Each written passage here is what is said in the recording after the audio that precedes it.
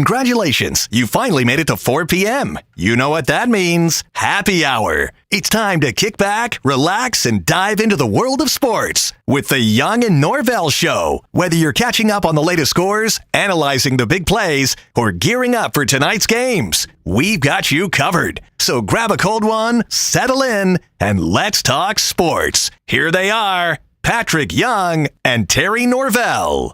And then there were four. We have whittled this bad boy down to four teams standing. We've got 3 games remaining in the college basketball season, and we will have one team late Monday evening, a week from tonight, on a ladder, cutting down a couple of nets and hoisting a national championship trophy. Hi, everybody. Terry Norvelle here on a Monday, the Monday after the Elite Eight was completed. We now have the Final Four set. And, of course, we will talk a lot of basketball. Patrick Young should join us a little bit later. He was busy all weekend with SEC Network duties. We'll talk to Brent Beard as well. And after an intense hour of basketball talk mainly, we will lighten the load. We'll lighten things up as I work on my headset. There we go.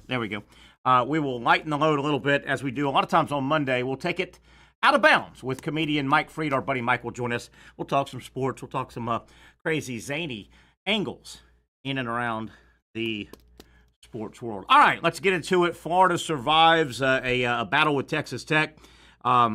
Duke, they make their way through on the other side. So Florida,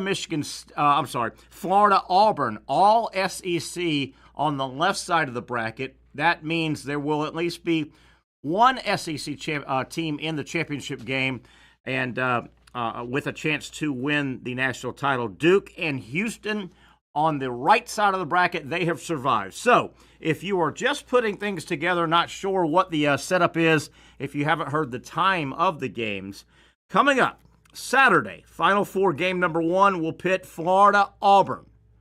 Florida versus Auburn in San Antonio. That is the early game on Saturday, 6:09 tip, and that thing will tip off at 6:09. That is the first game with nothing in front of it. The second game, we will know who moved on. Either Auburn or Florida will have moved on when Duke and Houston get together. Game number 2 of the Final Four this Saturday.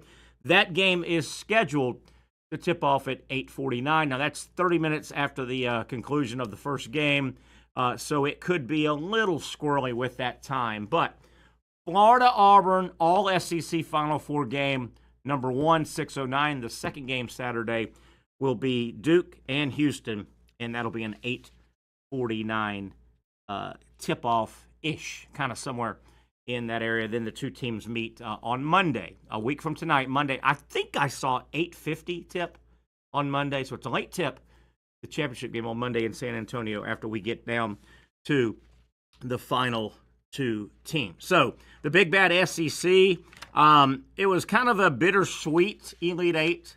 Auburn and Florida just marched their way through it. Alabama and Tennessee really got beat up, and we'll break those games down a little bit later. In terms of Duke got all over Alabama. I didn't like Alabama's chances going into that game. I thought it was going to be a hard, tall hill to climb anyway, but when Alabama in the previous game made 25 three-point shots to beat BYU in a game they only probably needed 10, you kind of thought, oh my God, Alabama, you needed that ridiculous shooting night against Duke, not so much BYU. And then Tennessee, goodness gracious, I met up with a buddy of mine and a bunch of Tennessee fans yesterday to watch that game. That thing was over when the ball was tipped up. My God, does Houston play defense? They absolutely get in your jersey. Tennessee did not have space to complete passes in the half court. It was a clinic on defense for the Houston Cougars, a very, very athletic team, too. That'll be a fun matchup with Duke. All right, let's get things going, and we'll backtrack when we get Patrick on and or Brent Beard as we go here in the first hour on a Monday. The Young Norvelle Show, glad you're with us. Florida, Texas Tech, certainly Walter Clayton, another chapter of his greatness. He will leave Florida as one of the great players in only 2 years as he came over from the portal from Iona. Walter Clayton, Thomas Houck, go nuts. The entire Florida team. I mean, they were down 9, and it wasn't looking good But Florida, you got to drive a stake in their heart. This team never seems to get rattled. You've got to drive a stake in their heart. I will say this. I'm going to back up, and you know me. I have a bunch of sayings that I've coined over the years doing these crazy jobs on broadcasting here. I've said one of the issues I've got with fans is we live in an era now where it appears nobody's team ever just gets beat. They lost because, ... You fill it in. No. That team didn't beat us. We lost because. I'm also a big proponent on officiating doesn't lose you games. There are a lot of plays in a game. A lot of plays in a football game. A lot of plays in a basketball game. With all that said, and coming to you, I'm a Gator fan. I want Florida to win every game. And they won the game over the weekend. Florida won the game and is still alive. I will bring that up. I will bring this up on the heels of Florida winning. Man, I didn't like the officiating Saturday. God almighty. And maybe I'm out there dangling in the wind, but the first thing I'll say about the officiating, particularly in college basketball, I've watched a lot of college basketball over the years. And it seems like there's one theme in college basketball, much more than the NBA. In college basketball, particularly in high-profile games, when you've got a high-profile college basketball game and there's a clear favorite and a clear underdog, it seems like, to me, historically, the officiating leans toward the underdog. It seems like, and I don't know if that's in the back of the recesses of the mind of the officials, well, we got to help this team. I've always felt that way. I thought that was on full display Saturday, Florida versus Texas Tech. I thought the officiating crew and the most successful play Texas Tech had in the basketball game against Florida when they were building a lead, around the 10-minute mark of the second half, A&M started going to their two big guys, and Williams in particular, their power forward, big, thick, burly guy. And they said, let's see if we can back Florida down. And backing down a power forward or a big, thick center, backing down a man-to-man defense is as old as basketball. That's a good play. And when my favorite team has a player that has that physical stature, I love it. I love the bully back down. Well, Texas Tech went to that about 12 to 15 times in a row the second half of the second half. And it was very successful. But it almost appeared like the officials would let the Texas Tech back down bully do anything they wanted. And you've watched enough basketball. If you have a big back down power forward, back him down. In the case of Williams, he's a left-handed player. So he led with his right shoulder and right arm. If you do that 10, 11, 12 times, generally, at least one or two of those back downs, the whistle blows against the offensive player. Not the case Saturday. At no point, I didn't think the officiating gave the Florida defender a chance. And if the Florida defender chested up or tried to body up, they blew a whistle on the defender. I thought it got a little underdog heavy, the officiating. And I also thought, and you guys help me out, maybe I'm just Terry Gator with orange and blue glasses. I thought Texas Tech, a lot of times in those bully back down moves, man, it looked like they were taking 3 and 4 steps. Was I the only one that saw that? Man, it looked like there was a two-step shift, two-step shift, drop down step, 4 steps, lay it in. Anyway, I just hope, and I think college basketball is bad about that. You don't see that in the NBA. The NBA, you rarely see the NBA officials, in my opinion, leaning toward the underdog in a certain game. I truly believe in college basketball that happens over the years. Those officials know that the last 3 games, and I'm not saying they're in on it, I'm just saying subconsciously somehow, the Gators have been the clear favorite the past 3 games. They've been the favorite, and the Marylands and the Texas Techs have been the underdogs. It feels like college basketball officiating leans toward helping the underdog a little bit. It really does. It really does. Fun game, crazy game. Walter Clayton, my God, he did it again. red hot. Florida closes on a 18-4 run to win the game. And, Florida, the Gator basketball program, has history and tradition. Nowhere near blue blood history or blue blood tradition. But they've got enough in the trophy case where they could talk college basketball with a lot of programs. And if you're good enough in college basketball, you start getting things that you can refer to in one or two words. I'm a pretty decent historian of Gator sports and Gator basketball. I think Clayton's shot, unless it's topped on Saturday or Monday, if the Gators get there Monday, I think Clayton's shot where he was dribbling back to the basket toward the three-point line, turns and shoots without even sighting up, and he makes it. I think that goes to the top of Gator basketball, and you probably call it the shot. I think 3 years, 4 years, 5 years, 10 years from now, I think when Gator fans are talking ball and talking basketball, they say, well, don't forget, what about the shot? What about Clayton's? The shot by Clayton. I mean, that thing, if Florida wins this thing in particular, and there's still a long way to go, if Florida wins this tournament, I think that's, a little bit like the Christian Laettner. He gets the length of the pass. That wasn't a final game, but, I mean, that propelled Duke. He gets the three-quarter length of the court pass, catch, fake, spin, shoot, score. I mean, Michael Jordan's jumper against Georgetown, that was in the championship game. But, man, I think that shot by Clayton, if the Gators go on to win, I mean, that goes down in Gator lore as the shot. I think it will take a hellacious shot to top that, play in basketball to top that. Clayton goes crazy. Thomas Houck. We are watching the emergence of Thomas Houck. So fun. He's such a fundamental player. He does a little bit of everything well. Thomas Houck, if it wasn't for his teammate, was clearly the most outstanding player in the West Regional. 18-4 run. Houck was right in the middle, hits back-to-back shots. Now, we've got all week to talk Florida-Auburn, Auburn-Florida. They played one time this year. The Gators knocked off Auburn in Auburn. And I've seen a lot today about that game. I've seen a lot of previews today starting to preview Florida-Auburn. One thing I haven't seen or read, and it jumped out to me. Florida beat Auburn earlier in the year at Auburn. They only played once in the regular season. The Gators knocked off Auburn in Auburn, and frankly, the second half got away from Auburn. Florida really walked the dog on them. The final, I think, was 9. But, I mean, Florida was up 20, I want to say, at one point, and really dominated the second half.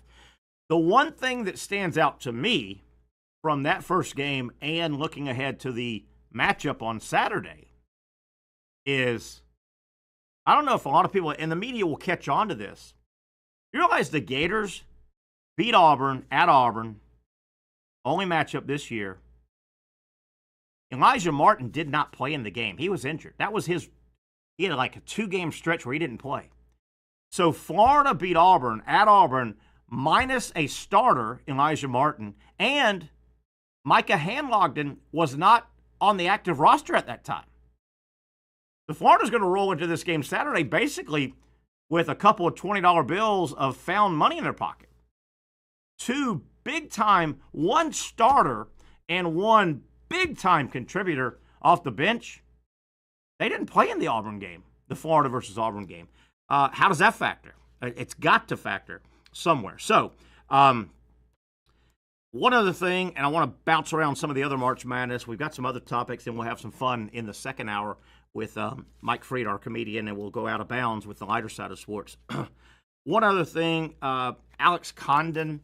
I've figured out Condon's issue when he struggles in basketball games, and it might have a lot to do with Condon hasn't played a lot of high-level basketball. He's just finding the game. And I think there is, when you are a high-level college basketball player at the age of 20, 21, 22 years old, almost every high-level college basketball player started dribbling the basketball and playing the game at about 5 years old, right? 5, 6, 7 years old. They were in Little League basketball games and leagues, And they played and they played, and they were doing the two-handed push shot. They were little guys, and they started growing. They made it up to 6th, 7th grade. They started getting a little taller. Basketball's their game. They get into junior high. They've played a bunch of basketball. They're starting to fill out in their body. They're basketball guys. They're getting taller. This is the average U.S. college big-time basketball player. They play junior high school basketball. They're getting noticed a little bit. They go to high school. They're playing 3 and 4 years of high-level high school basketball. Now their body's filling out. They're a young man. They've grown. They've got the coordination. They play. They get to the end of their high school years. They've played a bunch of basketball, repetition, games, practice, pickup. They've played a bunch of basketball. They separate themselves further, and they go to a big basketball school, a big Power 4 program. And that's 95% of the players that we see, particularly at the level we're watching right now in college basketball. It's whittled down to 4 teams. Alex Condon, he's got one issue with his game, in my opinion. I think Condon does a lot of things really good. He shoots it well for a big man. He's got good moves. He's very athletic. What Alex Condon is missing, and this may just be a little more time, he doesn't process quick enough. And when I say process quick enough, I'm talking about a split-second decision. It's a feel of the game. It's a visual part of the game. When Condon gets in trouble, he doesn't know what to do when he gets the ball. The good ones, when you've played enough basketball, it becomes an innate sense. Condon needs to get the ball and a split second quicker either get it, process that it's time to make his offensive move, or get it out of his hands. He gets in trouble when he's a slow processor. And I think it can come. I think it is a matter of he hasn't played a lot of basketball and he doesn't get the feel. But he gets in trouble when he gets the ball and it sticks. And guys swipe at it or he gets double teamed. I think it'll come. I think he's a wonderful player. He just needs to play more basketball, I think. Alex Condon, big-time player. Auburn storyline, Johni Broome goes down with about 7 or 8 minutes to go. It almost looked like, if you were watching the game, and we'll talk with Dr. Bates on Wednesday with our Southeast Orthopedic Specialist segment, it almost appeared like it was a double injury. The elbow and the knee, boy, he landed awkward, but the knee does not seem to be an issue. It seems to be the elbow, and I think it's the right elbow for Johni Broome. Went out of the game, came back in, favored the elbow the rest of the game. He is a left-handed shooter, though. If there's any solace there for Broome and Auburn, he's a left-handed shooter. But that is a situation that we'll have to track. Want to get into March Madness, some other things not known as Auburn or Florida. Certainly all week we will hammer that game, preview it. But there's other things going on. We'll get into some different topics, some more on Duke and Alabama. Houston, goodness gracious, what a clinic on defense. Nate Oates at Alabama, we'll talk about his approach, his style. It's a fun style to watch. It's a fun style to play in. Does Nate Oates at Alabama, does he need to tweak his approach just a little bit? We'll get into that a little bit later with Brent Beard. You also, guys, you've heard me say, and I'll continue as long as I'm on a microphone, that, and I'll stay with the college game, the college basketball game, because we're in college basketball season. I've said over and over again, there aren't a lot of great college coaches that really, really, really in game can make a difference for their team. And I've told you some of the guys that people think are good that I don't think Bill Self is much of an in-game coach. I don't think John Calipari is much of an in-game coach. I could go on and on and on. But in my opinion, there are 3 or 4 guys that can help you win a game. On the whiteboard, in the huddle, bullets flying, in the game, crowd going crazy, clock ticking down, final timeout, got to draw something up.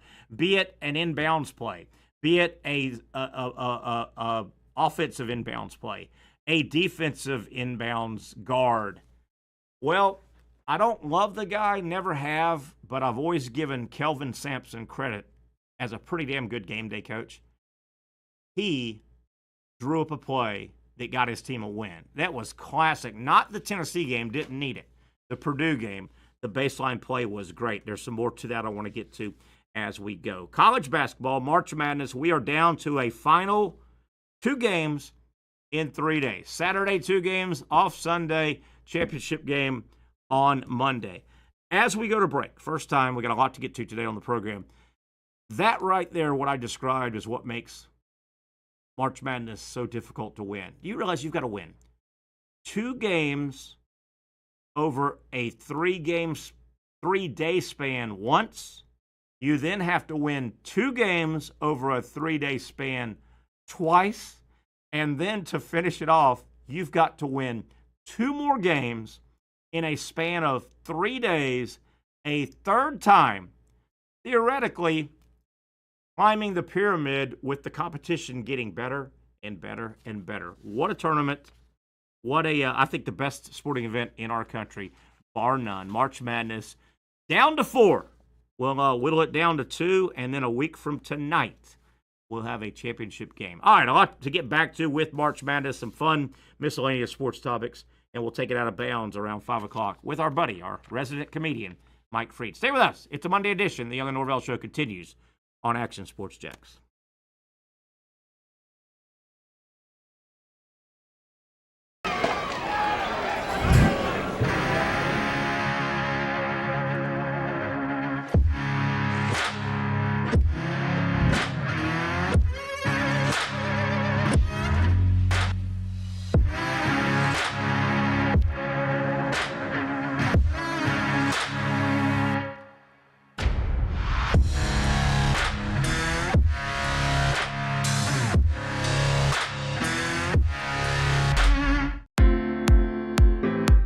At Southeast Orthopedic Specialists, we know pain and injuries can stop you from doing what you love.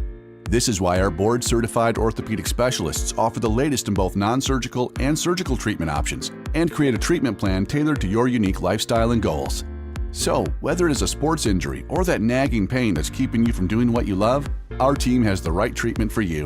For more information or to schedule an appointment online, visit our website. Finally, a family atmosphere, kid-friendly restaurant with a real sports bar feel. Bricks Jack's Beach features all of that and a large, climate-controlled covered patio with misting fans and heaters for all seasons. Mix in an extremely diverse menu that features the most quality and affordable steak at the beach, and there's no reason not to enjoy your next lunch, dinner, happy hour, or big sporting event at Bricks Jack's Beach, 300 2nd Street North in Jacksonville Beach. See you at Bricks Jack's Beach. You really got to hand it to him.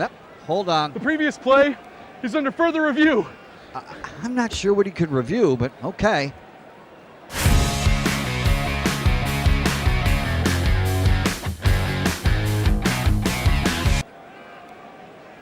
Sure has been a while. Dynamic Hurricane Grill and Wings for the football season. Well, there he is. Oh, what is that? The Action Sports Jacks 24/7 network is streaming. I'm Stuart Weber, and I'm here to teach you a nice 3-step process on how you can watch all your favorite programming, from the Brent and Austin Show every weekday 10 a.m. to 1 p.m. or the Cup Date with me. It's fantastic. We talk NASCAR. It's a great time. Wednesdays at 1 o'clock. All right, first step, easy. Download the Action News Jacks app. You probably already have it downloaded on your phone, so you might already have that one taken care of. Step 2, see that stack of pancakes up there? You click that stack of pancakes, and it's going to bring down step number 3, which is a full screen of all the different streams that you can click on, including the Action Sports Jacks 24/7 stream. You click that, the video's rocking and rolling on your mobile device. You're watching all the shows you want to, and you're having a good time. You can also do it on your smart TV with the Action News Jacks Now app. I do it on my Samsung TV at home. It's a great way to watch it on a nice, large screen for all the content. That's the Action Sports Jacks 24/7 network. Hope you can find it. You trust CGC to make your water great, and now you can trust CGC with your plumbing needs as well. Fast, convenient scheduling, licensed and insured. A quick call away at 904-552-1242. You never know when you're going to have an issue with a shower, toilet, or maybe it's a sink that sometimes is easy to fix. All right, let's be honest. I'm not fixing anything. I'm totally staging this because when I have a plumbing problem, I call CGC Water Treatment and Plumbing. Trained professionals, transparent pricing, customer satisfaction. Small problem or even a bigger issue. Maybe you need a new tankless water heater or something a bit more intricate. The experts with 25 years of experience at CGC Water Treatment and Plumbing can do it all. Call 904-552-1242 or visit cgcwater.com. That's 904-552-1242 or cgcwater.com. CGC Water Treatment and Plumbing, an authorized independent Connecticut dealer. Florida license number CFC 1432579. So I think as we welcome you back to the Young and Norvelle Show, I think that with regard to the SEC basketball season, and people have been calling it possibly the best individual conference season in the history of college basketball, I think it's justice that there are two SEC teams alive in the Final Four, and one of those teams was the regular season champion, and one of the other teams, the second team, was the tournament champion. I don't think there's much argument now that Auburn and Florida are the cream of the crop, and I know they're the ones still playing, but the way this thing is played out, Auburn with that long undefeated streak that they had, that winning streak they had, one of the best, if not the best player in the country in college basketball. Florida, you look around, and particularly if you're trying to call Florida the best team in the SEC, you look at their record against the other teams. I mean, gosh darn, what did Florida finish? 5-1 against the Alabamas, the Tennessees, the Auburns of the conference. So it is probably justice that Auburn and Florida are the two standing from the SEC in the Final Four. Duke and of course Houston. So ACC and then Big 12. So we'll get back to that. We'll stay on that all week. Florida and Auburn, the rematch for all the marbles, getting to the championship game. Winner moves on. Loser has their season end. We'll get to that, but I do want to touch base before we get back to college basketball. We'll have Brent Beard on in a little bit. Some other things going on, miscellaneous sports stories. Major League Baseball is off and running. Braves 0-4. Tough West Coast start for the Braves. They start at San Diego. They're 0-4. San Diego's pretty good. Now the Braves, they tangle the next 3 games with the Dodgers. The Dodgers 5-0, kind of as expected, but boy, the Braves 0-4, and they've got to get a win or two over the Dodgers before they have a disastrous start. Paul Skeens, one of the big stars of Major League Baseball, he is scheduled to go Wednesday. 2 days from now, he goes his second start at Tampa Bay. So, gosh darn, if you can do it, you could scoot down to Tampa and watch Paul Skeens toe the rubber for his second start. One of the big stars in Major League Baseball. I think he's going to be around a very, very long time. The other big story, or one of the other big stories, which I don't think is that big of a story, but they're going to blow it up like crazy. These bats, these torpedo-shaped bats, bowling pin bats, and from what I know about this quote-unquote controversy, the bat has a funny look as compared to traditional baseball bats. Baseball bats start thin at the handle and progressively get wider to the top. That's a standard baseball bat. These bats are more torpedo, bowling pin with 6 or 7 inches from the top in about a 5 or 6 inch area from the top. The bulk of the wood now is in that hitting zone where the bat is designed. You try to hit it there. To me, and maybe I'm a simpleton, all they've done, and if you think about how a bat is made, and I think I've got the piece of equipment correct here, you put pieces of wood into a lathe. I think that's it, L-A-T-H-E, a lathe that spins the wood, and you kind of, now they do it probably now not by hand as much as by machinery, but you kind of whittle it down as it's spinning at a high rate and you shape it. To me, and yes, there are dimensions that Major League Baseball makes you abide by. Bat makers, Louisville Slugger and those guys, whoever else makes the bats. There are checked dimensions that have to be approved or the bats don't make it into the game. To me, all the bat makers have done is listen to the batters who told them we want more of a strong impact zone. And I think I've got the numbers right. the bat can be no longer than 42 inches.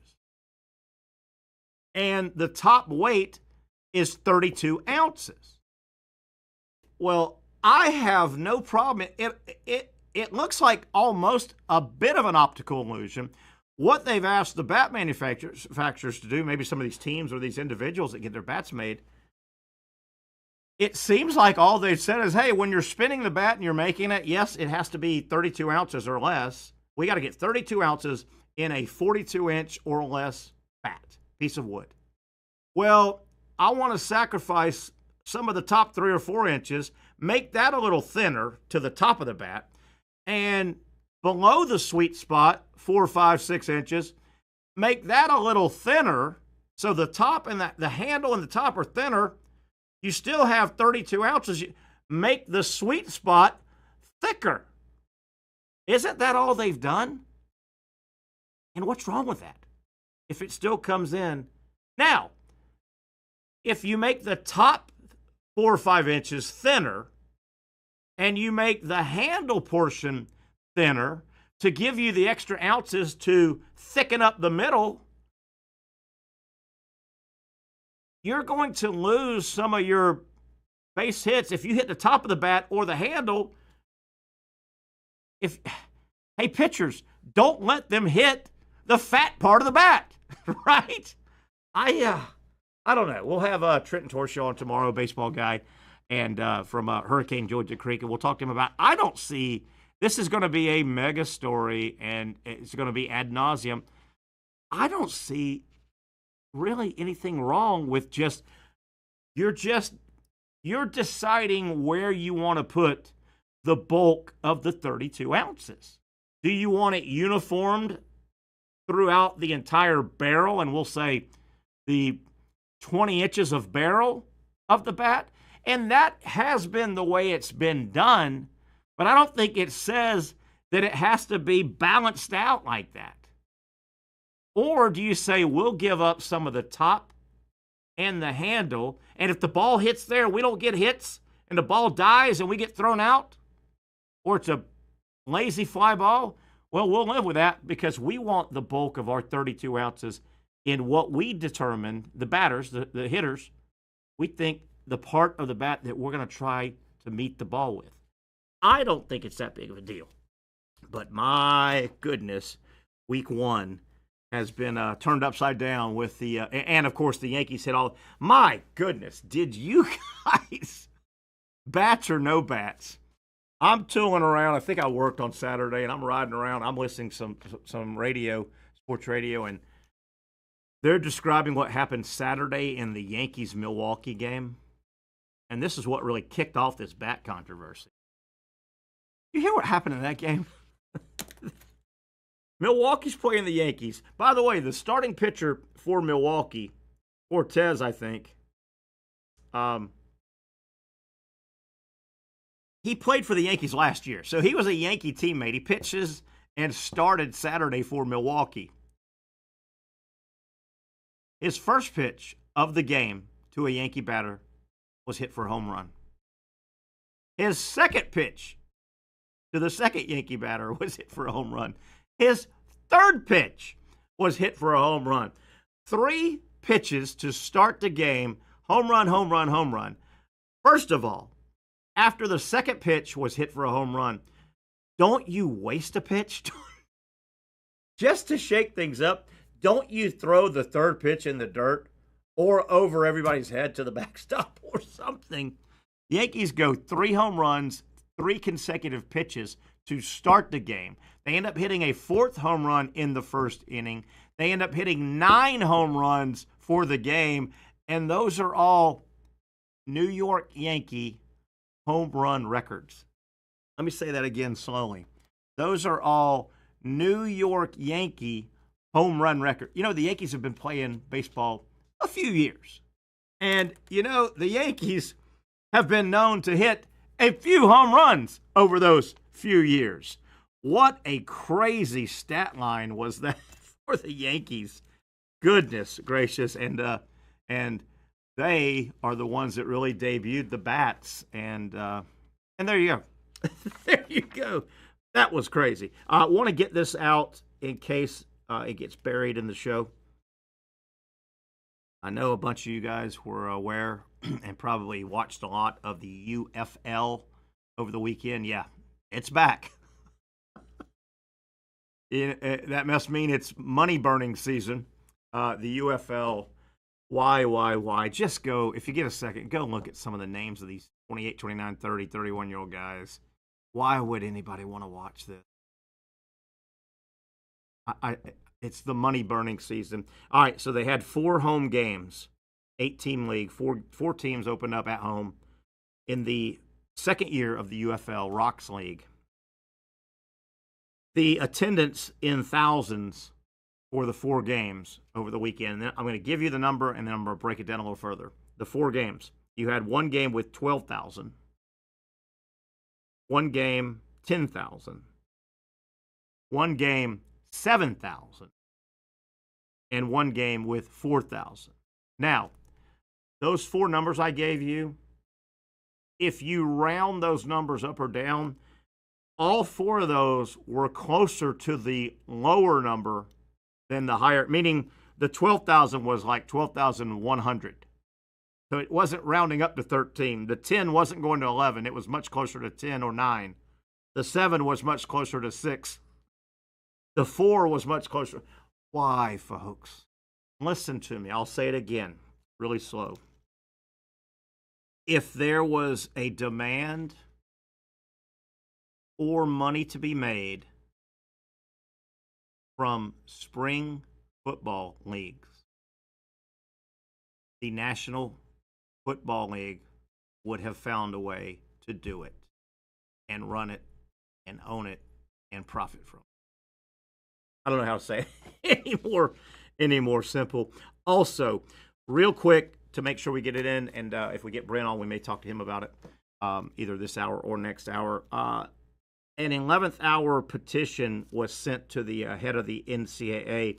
Colorado and Syracuse were talking, their head coaches were talking about, hey, why don't we do like the NFL? And we got spring practice coming up and spring games scheduled, Syracuse and Colorado.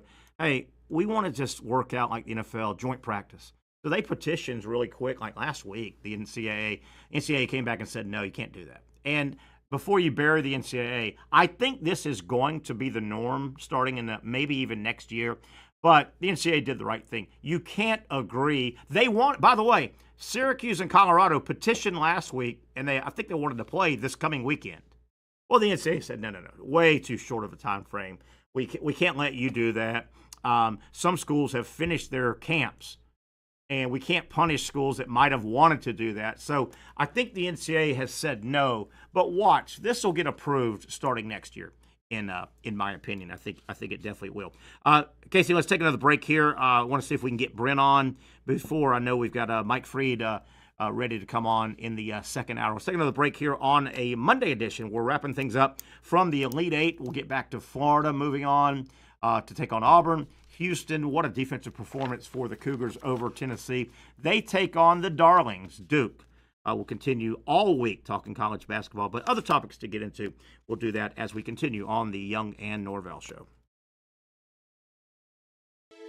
For those dealing with pain from a sports injury, arthritis, or spine condition, Southeast Orthopedic Specialists offers innovative new non-surgical options.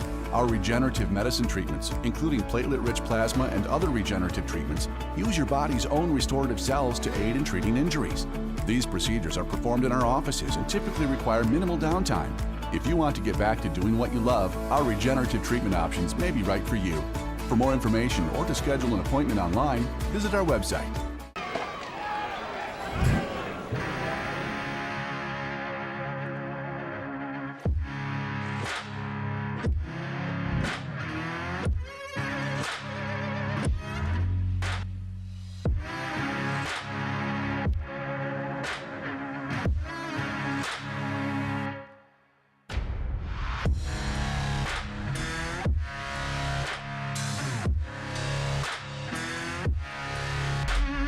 Finally, a family atmosphere, kid-friendly restaurant with a real sports bar feel. Rick's Jack's Beach features all of that and a large, climate-controlled covered patio with misting fans and heaters for all seasons. Mix in an extremely diverse menu that features the most quality and affordable steak at the beach, and there's no reason not to enjoy your next lunch, dinner, happy hour, or big sporting event at Rick's Jack's Beach, 300 2nd Street North in Jacksonville Beach. See you at Rick's Jack's Beach.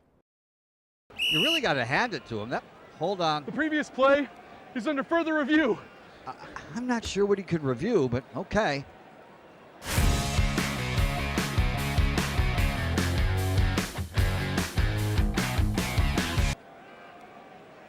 Sure has been a while. Dine in at Hurricane Grill and Wings for the football season. Well, there he is. Oh, what is that?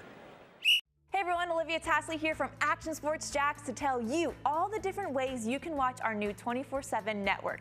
3 easy steps. You don't even need a pen and paper to write it down. Step number 1, download the app. Search Action News Jacks in your app store either on your phone or your smart TV. Then, once you're on the app, click on that little drop-down menu in the upper left-hand corner with the 3 little lines.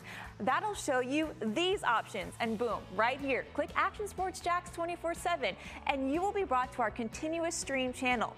That app can be accessed through all these different platforms, whether you have Roku, Fire TV, Smart TV, Apple TV, or Google TV. You can find our app. Now, if you don't have access to the app, don't worry. We still got you covered. We're across all social media platforms from Facebook, Instagram, X, YouTube, Twitch. We have a podcast channel. Plus, check out our short reels on our TikTok. Action Sports Jacks 24/7. It's on all the time and everywhere.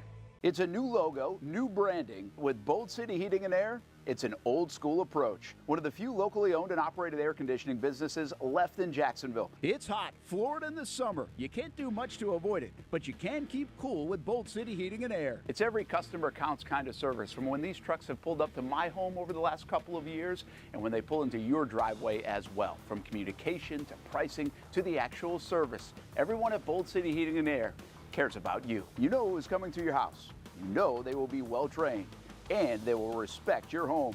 Air conditioning convenience at boldcityac.com. Stay cool while it gets hot. Bold City Heating and Air can help. Don't get caught sweating all summer. boldcityac.com, and they have financing to help. New systems starting at $110 a month and $50 off any repairs. Stay safe, stay comfortable with Bold City Heating and Air at boldcityac.com. Homegrown in your hometown. All right, let's get to a couple of non-March Madness stories as we welcome back. Terry Norvelle here, driving the ship on a Monday. We're going to talk to a bunch of people. I think Patrick's about to come on.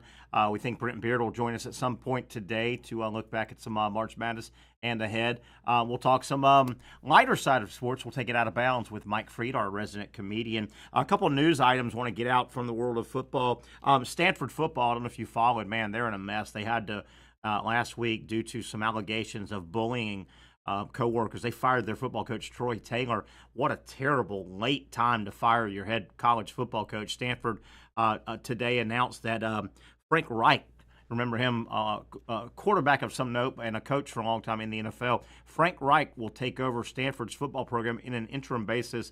Keep in mind, doing the hiring, the GM for Stanford football is Andrew Luck. That Andrew Luck. So he goes to probably one of his buddies from the NFL. Frank Reich will take over, at least on an interim basis, to get Stanford, I guess, through at least this year. And then maybe Reich tries to get the job, wants the job, is given the job, or walks away from the job. Who knows? Also, NFL news.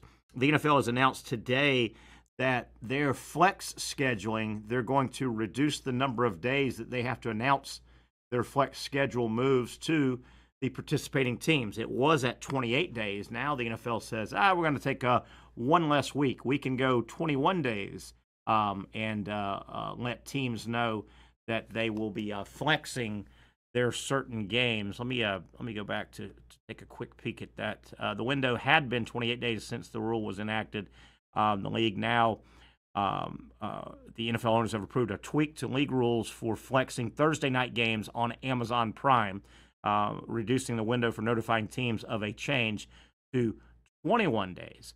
the window had been 28 days. So that stinks for the fans a little bit. They at least would have had a month. And, people buy and plan months in advance to go to football games and big sporting events. So now they'll have 21 days to, if needed, scramble a little bit and change some of their rules. Another thing from the NFL, it appears that, and I hate to use the description that a lot of people use. I'm just going to say the NFL appears to be getting closer to outlawing the power sneak, if you will, if you know what I mean, where they push and they rhyme a word with push. I don't want to really use that. I've got a problem with outlawing if the NFL does officially outlaw that play. My issue is you're punishing a team or teams for getting really good at a legal play. I mean, the play is legal, and a couple of teams, obviously the Eagles at the forefront, but then who was it? Was it New? Somebody else got good at it. Somebody else had a pretty good Chargers, maybe, Rams, somebody. But aren't you punishing a team for getting really good at a certain play? I don't know. Maybe it's not that big of a deal, but man, if I'm the Eagles especially, I'm upset. Hey, man, we do it. We do it well. Stop us. Stop us. You can put as much beef there as you want to. I don't know. Hey, man, you guys are too good at blitzing. You can't blitz anymore. Let me tell you something.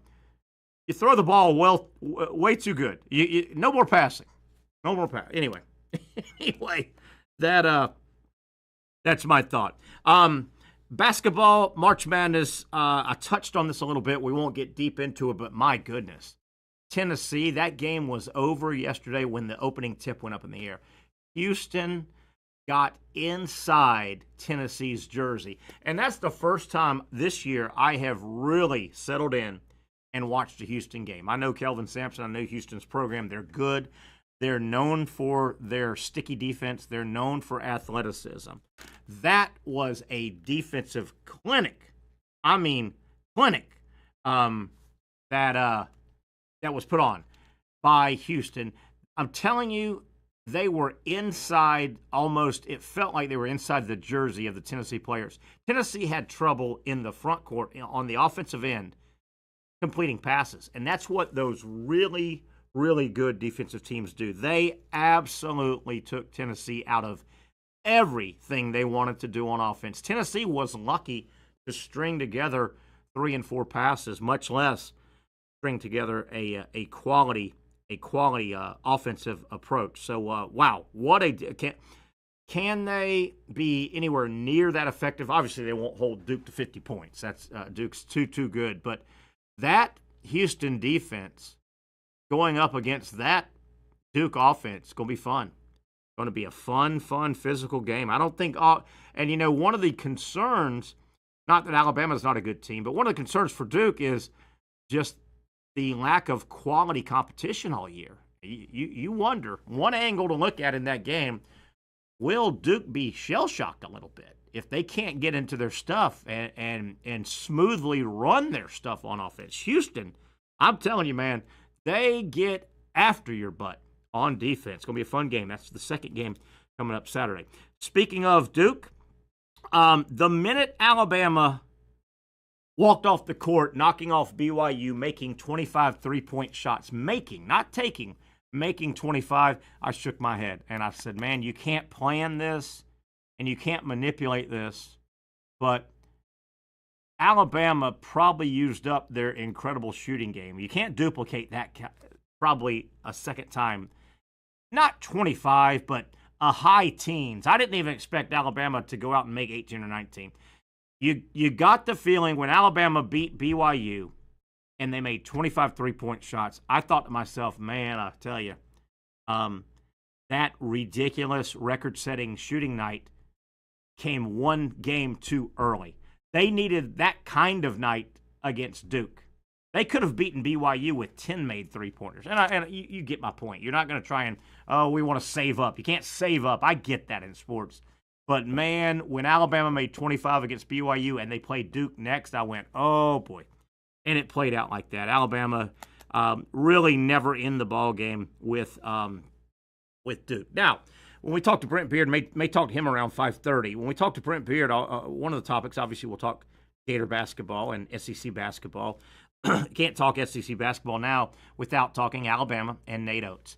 And I love watching Alabama play basketball. They're fun. They are get it up and down. They are always shoot a three unless you have to shoot a two or have a layup. That's their philosophy. And that draws really talented players on the offensive end to Alabama. The question I've got, though, is they are, when you compare Alabama to Auburn and Florida, the two other really good teams in the SEC, Florida loves to go high tempo, up tempo. And Florida will jack up a three on your ass as well. Same with Auburn. Auburn, even their big man Broom, they don't mind running up and down the court and getting high volume shots and taking three-pointers. Alabama does it quicker than anybody in the country. And that's where I've got questions. I love the style, and that is what Nate Oates is born and bred on. That's his signature.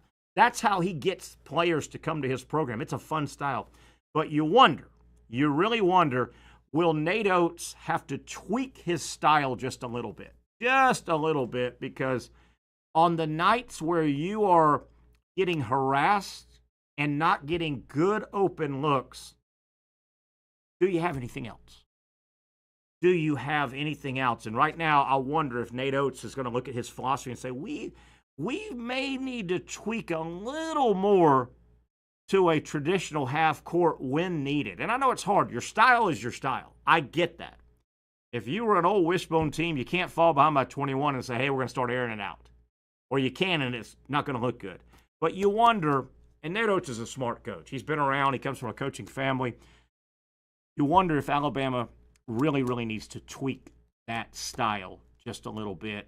Can you string together 6 games in a row, which you have to do to win March Madness, by being that wide open and just rolling the dice that somebody's not going to D you up, muddy up your look, and affect your shot, and you make 8 instead of 18? We'll see. We'll see. I like Nate Oates' style, and that's what he does, and that's how he coaches. I get that. Before we break at the top of the hour, I know I teased you guys on Friday. I had a Hard Rock bet. I had a 4-leg parlay.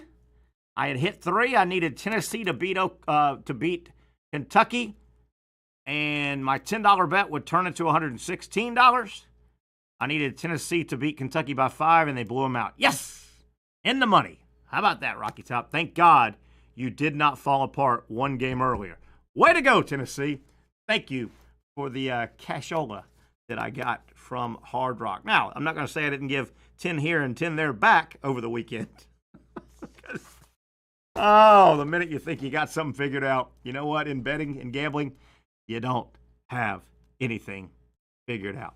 All right, let's take a break here and try and go get settled with our comedian, Mike Freed, who should join us. We'll take it to the lighter side of sports. We'll keep talking basketball. Patrick may join us here in a moment. And then hopefully around 5:30, we'll visit with Brent Beard on a Monday, wrapping up March Madness through the Elite Eight and looking ahead to the Final Four. That and a whole lot more coming up. Hour number 2 of the Young Norvelle Show continues on Action Sports Jacks.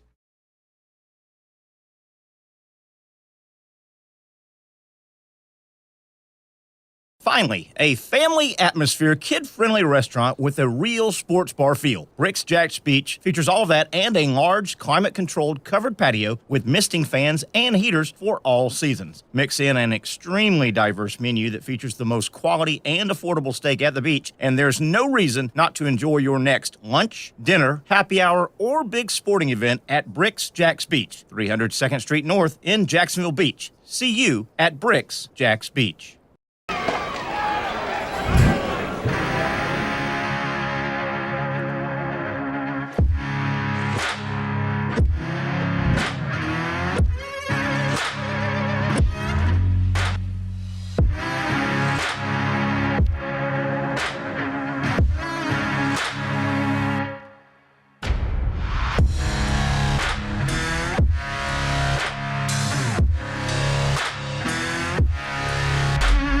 For over 20 years, Southeast Orthopedic Specialists has been providing the highest level of orthopedic and spine care to patients throughout Northeast Florida. Now, we're making that same great care even more convenient with Southeast Orthopedic Specialists Direct, a walk-in clinic where you can be seen for pain or injuries with no appointment needed. Staffed by orthopedic physicians and specialists, we offer everything from diagnosis and treatment to imaging and bracing, all with no appointment needed. For more information, hours, and locations, visit our website.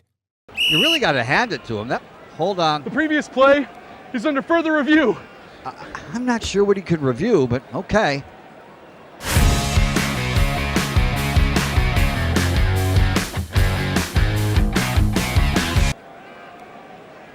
Sure has been a while. Dynamic Hurricane Grill and Wings for the football season. Well, there he is. Oh, what is that? Hey everyone, Olivia Tasley here from Action Sports Jacks to tell you all the different ways you can watch our new 24/7 network. 3 easy steps. You don't even need a pen and paper to write it down. Step number 1, download the app. Search Action News Jacks in your app store either on your phone or your smart TV. Then, once you're on the app, click on that little drop-down menu in the upper left-hand corner with the 3 little lines. That'll show you these options, and boom, right here, click Action Sports Jacks 24/7, and you will be brought to our continuous stream channel. That app can be accessed through all these different platforms, whether you have Roku, Fire TV, Smart TV, Apple TV, or Google TV. You can find our app. Now, if you don't have access to the app, don't worry. We still got you covered. We're across all social media platforms from Facebook, Instagram, X, YouTube, Twitch. We have a podcast channel. Plus, check out our short reels on our TikTok. Action Sports Jacks 24/7. It's on all the time and everywhere. Summertime means sizzling sales at Nimnick Buick GMC. The #1 Buick GMC dealer in Jacksonville has lots of inventory to choose from with their best price guarantee. Nimnick never charges above MSRP. You can save up to $10,000 off select new GMC Sierras or get rates as low as 1.9%. You know I'm a truck guy. GMC Sierra, my trim level is an SLT. This one's an Elevation. Pretty good looking color as well. So here at Nimnick Buick GMC, you have a lot to pick from. My father-in-law, he drives this, an Enclave, so I like that GMC in the family. 2025 is coming around the corner, which means it's almost time to close out those 2024s this summer. You can schedule a test drive at NimnickBuickGMC.com. And while you're there, check your trade value and customize your payment options. Nimnick is there for you, even on Sundays. Visit the showroom on Phillips Highway or shop online at NimnickBuickGMC.com. Nimnick, your friends in the car business since 1941. GMC, we are professional grade. Okie dokie, here we go. As you take a look at a wonderful shot of the College Football Hall of Fame there it's in Atlanta, right? Yeah, as we welcome Mike Freed, and they're playing college basketball in Atlanta. That's where one of the regionals are at. How you doing, Mike Freed, our comedian? Good. Is my mic on? Oh, there it is. Man, you sound good, man. I do sound good. You look good, man. Got I can't a face, lie. face for radio. Man, look at that guy. Look at that guy. We like to lighten it up a little bit, and obviously we've got another hour to talk March Madness is the topic. Gators are in the Final Four. Have you heard? How about that? Gators. Where? Gators. You JU guy. JU and Georgetown. I went to Georgetown for law school. Hoya paranoia is over, man. They're terrible now. They've been terrible. Anytime I go to a school, I don't think JU has been in the NCAA since I was there. Like 86. Not that I played or anything. Yeah. Although they had good players, and then they had. They had some good players back then. Even some that went to. We had Ronnie Murphy back then. Ronnie Murphy was great. Otis Smith. Otis Smith was. He was. D. Brown. D. Brown played for the in the NBA long time. How about this? Together. JU had a player, D. Brown, who won the slam dunk competition. He did. He pumped up his little Reebok Airs. Is that what they were? And he did the blind. But I mean, he's back in Michael town, too. Jordan and guys like that. Dominique Wilkins when I know D. Brown from JU. He was I mean, they were so surprised when he was picked, and then his rookie year, he won that. D. Brown was going to whatever they call it, across the street. FSCJ. He was going there his summer. Coming out of high school.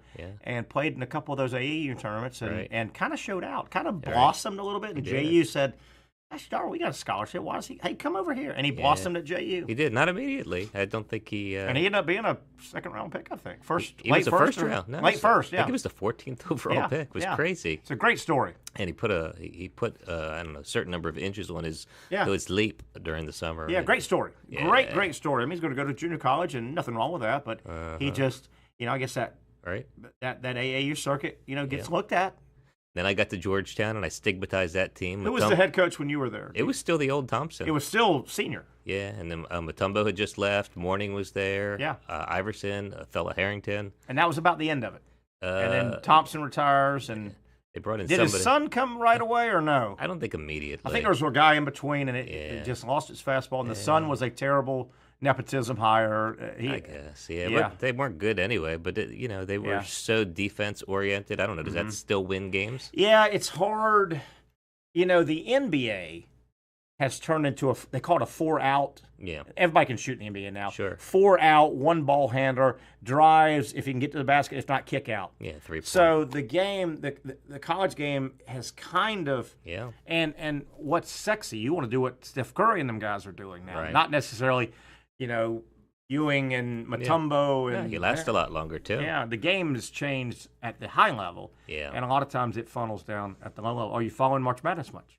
And do you find any comedy in it? I would be the least knowledgeable person on a sports radio or a sports streaming welcome. show. That's why we have you. Yeah, I'm here. Welcome. I'm here to be dumb. I'm here for my good looks, really. Well, hey, welcome on Monday after the Elite Eight is finished. We've got you now. Have you today thrown anybody in jail? I have not. Close? As you pointed out on the way in, the day is young. I came as close as I'm a civil litigator, so we don't throw people in jail. Yeah. Your viewers know that you ask that dumb question every week, but I don't throw people in jail. I'm sitting right here. I can hear you. But I did get called on a criminal matter today. I can't tell you anything You about were the criminal? No. What'd you do? I didn't do anything, but I referred it to a smart, competent What do you criminal mean lawyer. called on a civil case? People call, because they're like, hey, this person has a criminal law need.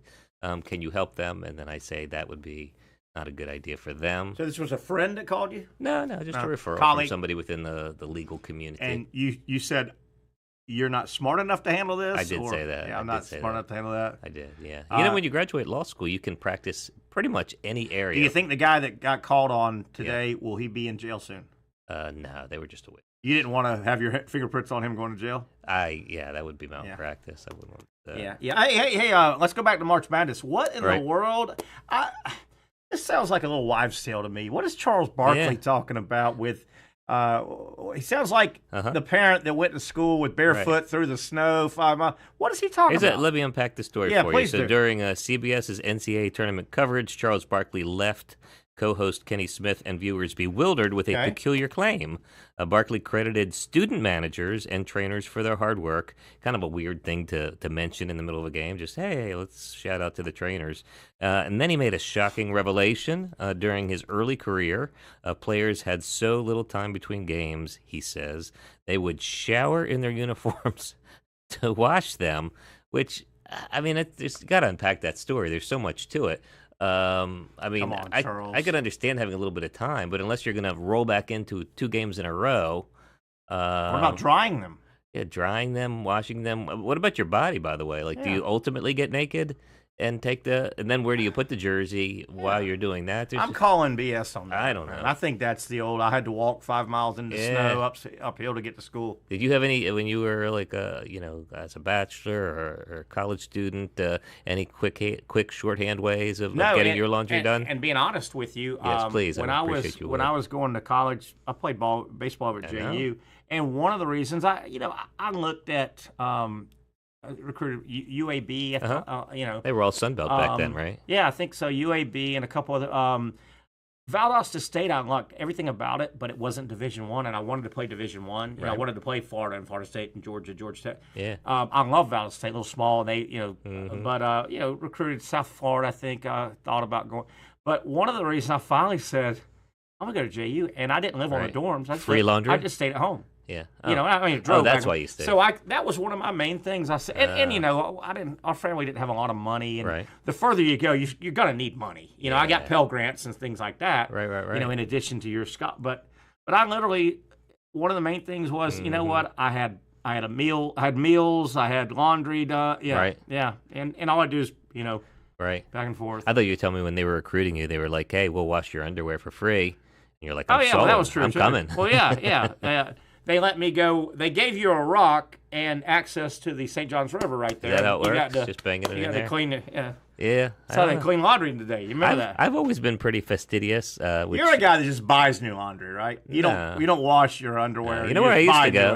Remember that little laundromat over on Merrill Road around the corner from JU? That's where I used to go. Oh, my God. With a flak jacket on? Yeah. And then it was like some guys had graduated probably your year, and they created a bar, which wasn't all that concerned about carding people. It was all retired baseball players. Rob Schlicker. Yeah. Farron? Was there a guy named Farron or something? Farron, yeah. Was he the one that his son became a big-time hockey player? I don't know. Mark Farron. Yeah. Rob Schlicker. Oh, that bar was fun. And then it was just a JU hangout, and these guys had just got out of JU. Yeah, it was great. And they're probably finishing up school, and they pulled together money. Right. It was a legitimate bar, but it lasted about a year because it had no chance financially to make it. Well, I tell you what, it probably helped their revenues is they delivered. It's fun as hell. It was fun, man. They delivered liquor. It was fun. Yeah, it was fun. But yeah, I used to go to that little laundromat. Spinning off, staying with underwear. Yeah, well, I was going to give you two different fun sports stories. What is the deal with this underwear story you got Well, okay, here? We could go right to underwear Like, if do you'd you like. have It's a good segue. Do you have, do they call it a fetish? A fetish? Do you have an underwear fetish? Me personally? I mean, I wear underwear every day, so I'm a little obsessive in that regard. You brought two underwear Although stories. this is interesting. Let's a little bit of a sideline. I was in Arizona, and I bought these pants. They're called Bird Dogs. And the Bird Dog pants are pretty nice. They fit little people like me, so I like that automatically. And they have built-in underwear. And I'm like, well, that's pretty cool. They got built-in underwear. So I try them on. I'm like, this is kind of cool. I like the built-in underwear thing. And then I leave the store, and I think to myself, well, now, do I have to wash the pants every day? Well, I was going to ask, were they jeans or? No, they're like capris or but, whatever you would call like them. a pair of jeans, Yeah. I haven't been sweating. I may take these tonight. You're not going to wash your pants every time you wear them, I but may you just do generally fold my jeans up and put them in my dresser. Yeah, but you do wash your own. How do you do with that? Well, they told me, we recommend you wash them every other time and maybe even dry clean them. I'm like, well, now this every other time. Now this went from a benefit where I don't have to wear underwear to a detriment where I have to wash my pants all the time. But I did find a loophole. They have a 30-day no questions asked return policy. So every 2 weeks I'm getting a new pair of pants for free. A 30-day no skid marks. Well, no questions asked, they said. So I get to bring my No, they were like that. My Bird Dogs back. That's right. It was just a pinstripe. Where were these at? Where'd you find It's in Arizona. It's a place called Bird Dog. This streaming service brought to you by Bird Dog. Note to self: stay away from Bird Dog, Arizona. Don't buy secondhand Bird Dog pants. No, it's not Bird Dog, Arizona. It was in It was in Phoenix. The place is called Bird Dog, the pants store. Okay. So why? What's the tie with Bird Dog? Am I missing something? I don't know. It's like, why does any attire store have the name it has? It doesn't usually connote anything in particular. But here's the other underwear story. Great. So, great. I don't know if we want to give a shout out to Nicholas Manning, but Nicholas Manning from Queensland, Australia, set a record by donning 10 pairs of underwear in just 13.03 seconds. This quirky achievement highlights, I don't know. Is this Guinness Book of World Record stuff? Yeah, I guess it would be. And when you say donning, does that mean put them on, put another one on top, or does it mean put them on, take them off? No, I believe they all go on top of each other. Record for, so otherwise it would be putting on and taking off. Yeah. No. So 13 pair in how long? 10 pairs in 13 seconds, which frankly doesn't Did he seem all have that to put impressive. Pants on top of it? No, just I guess he started nude. You have to start from buck naked. Yeah. I mean, I guess you could have a freebie pair, but that would impede your ability. Speaking of underwear on this sports show, I think. Have you? Are we roughly the same age? You're younger than me. I'm a little younger. I'm 56. And you are like 60 or ish? I wasn't going to say it. I was just going to say a little older than that. Oh. But you've probably graduated, speaking of underwear and putting your underwear on. Yes. I don't know how many years ago, not that long ago. I've graduated. Could do it standing up. Boom, boom, boom. That's interesting you say that. Now it's a sit-down thing, or you're taking ballots and you don't, right? I might be right at that transition because I have been noticing that it's more difficult to do standing. Yes, but I've never. It seems like peeing sitting down almost when you resign yourself. Maybe next time. Yeah. Hey, Mike. I ain't getting any younger, Mike. Right. Life's hard, man. I don't know. I'm just thinking at some point I might have a significant other or a wife in my life, and I don't want her to see me sitting down to put my freaking underwear on. Mabel, get in here! Can you get my leg? Mabel! Yeah. So, yeah. It's coming. When did that happen for you? Yeah, a few years ago. It's like, Okay. It's a lot of times balance I'll lay my stuff out, take a shower, have it already laid out, ready to go. Well, I want to get a picture. Where are you laying it out, on your bed? Yes, yeah, kind of on the bed. And I've got a mannequin. I've got a steamer. I iron stuff as needed, and I have a steamer. I like. I love my steamer. Do you burn your hand on your steamer? I do. I do. Yeah, funny story. Can we do a spin-off steamer story? Sure, please. We'll come back to Dude. Barry putting his underwear on. This was a long time ago. I might have been in college. No, that's just out because I had my own steamer, right? So you were steamer worthy in college. I was in my 20s, but my young to late 20s, and still running, chasing, ripping, whatever you want to call it. And I'll never forget. This was an iron, not a steamer. Right. But I was ready to go out. Got to go meet the guys. Did you iron your underwear while you were wearing it? I thought I was ready to go. Right. And the shirt I had, I looked in the mirror and had a little, if you hang a shirt long enough, it'll have the hanger indentations. And I'm like, man, you got 2 little indentations. Right. And I was looking really good that night. About to walk out the door, and I went, Yep. And I'm like, but dude, the hair was right, the smells were on, everything was good. Right. But I had the indentations. I said, I don't really want to take the shirt off, but I got to iron this thing out before I go talking to the ladies. Sure. So here's my wild idea. I go, okay, why don't I just go to my sock drawer, get a roll of socks, put them in, and then iron on top so it doesn't burn me. Well, it was perfect until I scalded the side of my neck. Right, yeah, that was not going to end well. I'm one of the few guys that's burnt himself ironing a shirt on the neck. Wow, that's really stupid. That's crazy stupid. That's that's not a good idea. I always wonder where that triangular brown tattoo on your neck came from. You remember the scene from, I don't know if it's Saturday Night Live or whatever, the 2 Travolta dancing movies, and he's going out to do his dancing thing, right? Yeah. He does it every Saturday night. But Mom, Tony, the movie is called Saturday Night Fever. Yeah, but Mom says, you have to have dinner before you go out carousing. Right. So they're sitting down, big Italian dinner, and the family's around, the dad, the uncles, big extended family, and Travolta's all perfect. The hair's perfect. He's got his dancing clothes on. Sure. And they're ragging him because he's eating real quick, and I settle down, and the father kind of, hey, not the hair. Travolta was all mad at the hair. I could see that. Don't hit the hair. I've already done the hair. Benny Barbarino, yeah. So hey, I think we got Patrick on. Oh, really? Where is he? Oh, hey. Hello. There he is. Patrick, you came into the comedy zone here. Welcome to the comedy zone. Well, I heard something strange here talking about some underwear and seconds, and Mike, pick it up. I came in late. It's all right. Is Patrick a ventriloquist today, or is that just his image? It's frozen. Yeah, that's him. It's a still shot. But it's a still shot. Well, we you know why we do this, Mike? Because there's a Karen out there at some point that's going to complain of me, in my car. He's talking. So as soon as I park my car. Yes. I'll get the video on. I got you. That makes sense. That's fair. But Mike, his 2, he brings in funny stories. His first 2, Patrick, were about men's underwear, and I'm very uncomfortable right now, Patrick. I'm very uncomfortable right now. Well, it's funny you say that. You know who really makes me uncomfortable?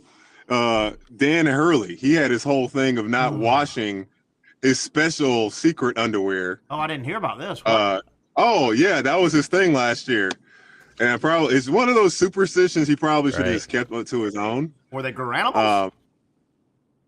I don't know. Maybe it keeps other players from getting too close to him. It makes defense. How many wears can you get from one pair of underwear if you had to? Me? If you had to.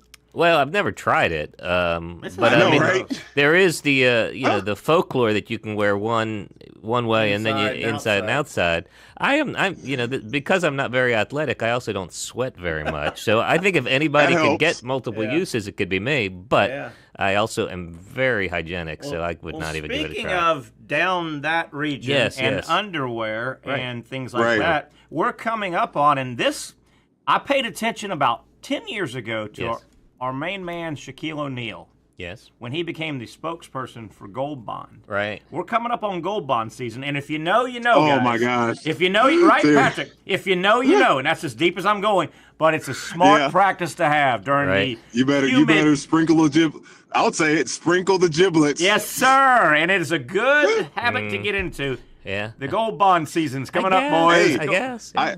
that little medicated cooling feeling, kind of nice. Kind of nice. Is it? Yeah. It is. It's kind of nice. Tell him, Pat. I'm more of a talcum guy.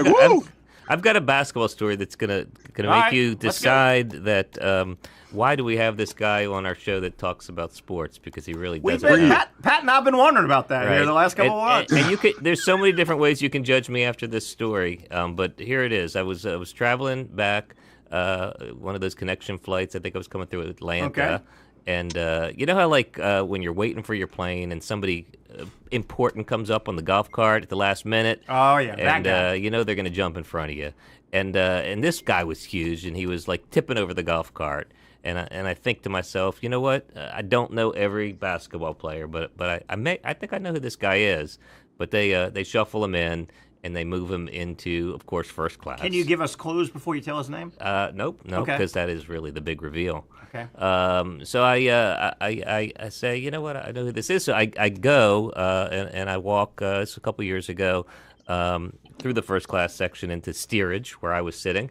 And but I thought, I don't usually ask for autographs or anything, but my kids might enjoy a picture of this guy. So as I walk past him, he's Young. He's getting situated, and I say, LeBron, I said, would you mind if I took your picture? You said LeBron. I did, and it was. And he said with this big booming voice, like the whole airplane could hear. He goes, "You can take my picture, little man, but my name is Shaquille O'Neal." Oh, Patrick. So I don't know if that's Patrick. He called I know. LeBron. They're just both so big to me that I've never seen a person that large. I knew they were both really large, although admittedly I know LeBron's not nearly as big. You're lucky he didn't think you were picking at him. I know Patrick is flabbergasted. He probably. Did you hear that, Pat? I'm so flabbergasted. I had to turn the camera on there. I know. I thought I saw judgment in your eyes. Wow, that's bad. I know. There's no excuse for that. And he signed your autograph? He did not, but he let me take his picture. Did he pat you on the head? Okay, I'm glad. I didn't ask for the autograph. Now, did the rest of the Shaq does seem like a guy that's for the people, man. Shaq seemed like a great dude for the people. Did the rest of the plane hear that and rag you the whole flight? Yes, everybody teased me. I was just a couple. Now I got to ask you this though, and I'm not being that guy, and I don't want to be Karen or anything. But no. What was he hurt? Why couldn't he just walk to the plane? I think with important people like that, they they show them. Okay. Usually they're showing up late. At least in the now everybody's got to show up early. But I think if you're an important person when like you say Patrick, steerage, isn't that where they put the baggage and all? The rats and stuff. That's where you with the that dogs. was an exaggeration for effect. I got you. That was. By the way, one nice thing about Shaquille O'Neal, to Patrick's point, that he is a person of the people. Years ago, I represented a man who named Brad Lockhart. Very sad story where his daughter in North Carolina had been kidnapped and abducted and murdered. Good Lord, horrible. Mike. I know I'm bringing the mood down, but here's the nice part. Shaquille O'Neal heard of the story and sent him, I think it was like $10,000 or $20,000 for the funeral costs without him even asking. Pat, have you ever met Shaq? You crossed paths? No, I haven't. I actually have never met Shaq. He would be one of my. May I just tell Patrick he doesn't look a thing like LeBron James in case when you see him. Look for a guy that looks like LeBron James and don't call him Shaq. Right? Shaq, he's one of the 4 or 5. I'm not a big starstruck person. Yeah. I think he's a genuine. I've never met him. Yeah. But I like the way he's self-deprecating. He's fun. He's happy. He's bigger than life. He doesn't take life too serious. No, he's how do we get into this next story? Oh, my last story? Is that a ferret in your pants, or are you just happy? Yeah, I think everything's been down under today, even the Australian. No kidding. So this is a. Does anybody know what ferret legging is? Look at Patrick's face. Look at his like. What is these guys Patrick talking ferret about? legging, and I know your basketball career may be over, but here's a new sport for you. It's called ferret legging. It's a peculiar tradition where participants place live ferrets in their trousers and attempt to endure their presence for as long as possible. The record for this unusual feat, it's actually been in existence for quite a while, so it's apparently pretty hard to beat. The 1981 record by Reg Millar, who kept 2 ferrets in his trousers for 5 hours. So it's not the number of ferrets. Hey, I appreciate you guys. Y'all have a good Hey, Pat, you know what this is? Let me see if I can get Pat. Look at this, Pat. Look, this is your career. You told me. That's your career path for being on this show. Ferrets in the pants? Yes. You told me How to did find you find? How did you find this? No, I mean, it's. You don't subscribe. It's a story. To, I'm good. I think I'm pretty happy with hearing once in my life. Right. I'm glad to hear it. Don't ferrets have like sharp talons and teeth and their 5 hours? 5 hours and 26 minutes. Yeah. I'm trying to remember. There was a movie where, they put a rat in like a bucket on a guy's stomach. Oh yes, and what now? And yes, it was a gangster guy. A rat will do whatever they can to survive. What was that? Was that Scarface or? So he turned the bucket upside down. Get Shorty. Yeah. So they heat it up. Yes. So the rat's uncomfortable, and they're gonna start clawing their way out. It's a miserable, obviously a miserable way to die. Yeah. What movie? And there was even one where they just tied a person up. Right. And the rats will just come and start eating you while you're alive. Yeah. Well, we've brought the mood down. All righty, that'll do it for the rest of this show, and that'll be the final episode of the Young Norvelle Show. Hope you're not eating while you're listening to this. Let's see, movie stomach. I know, right? You remember was that movie called Ben years ago where the rats just kept multiplying and taking over? No, anybody? Oh, it looks like it was a Fast and Furious rat in the bucket scene. So it's from Fast and the Furious. Too Fast, Too Furious. Yeah. That's you and I saw that same movie, apparently. Mike, do you have anything else?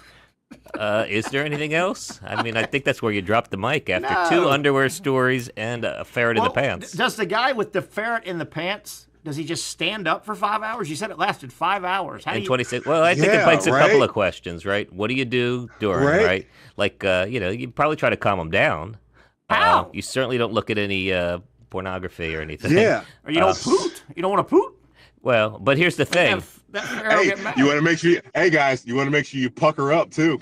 Easy. But here's the thing. It ended at some point. It ended at 5 minutes and 5 hours and 26 minutes. Did he end it or did the ferret? What is the thing that finally ended it? Did he?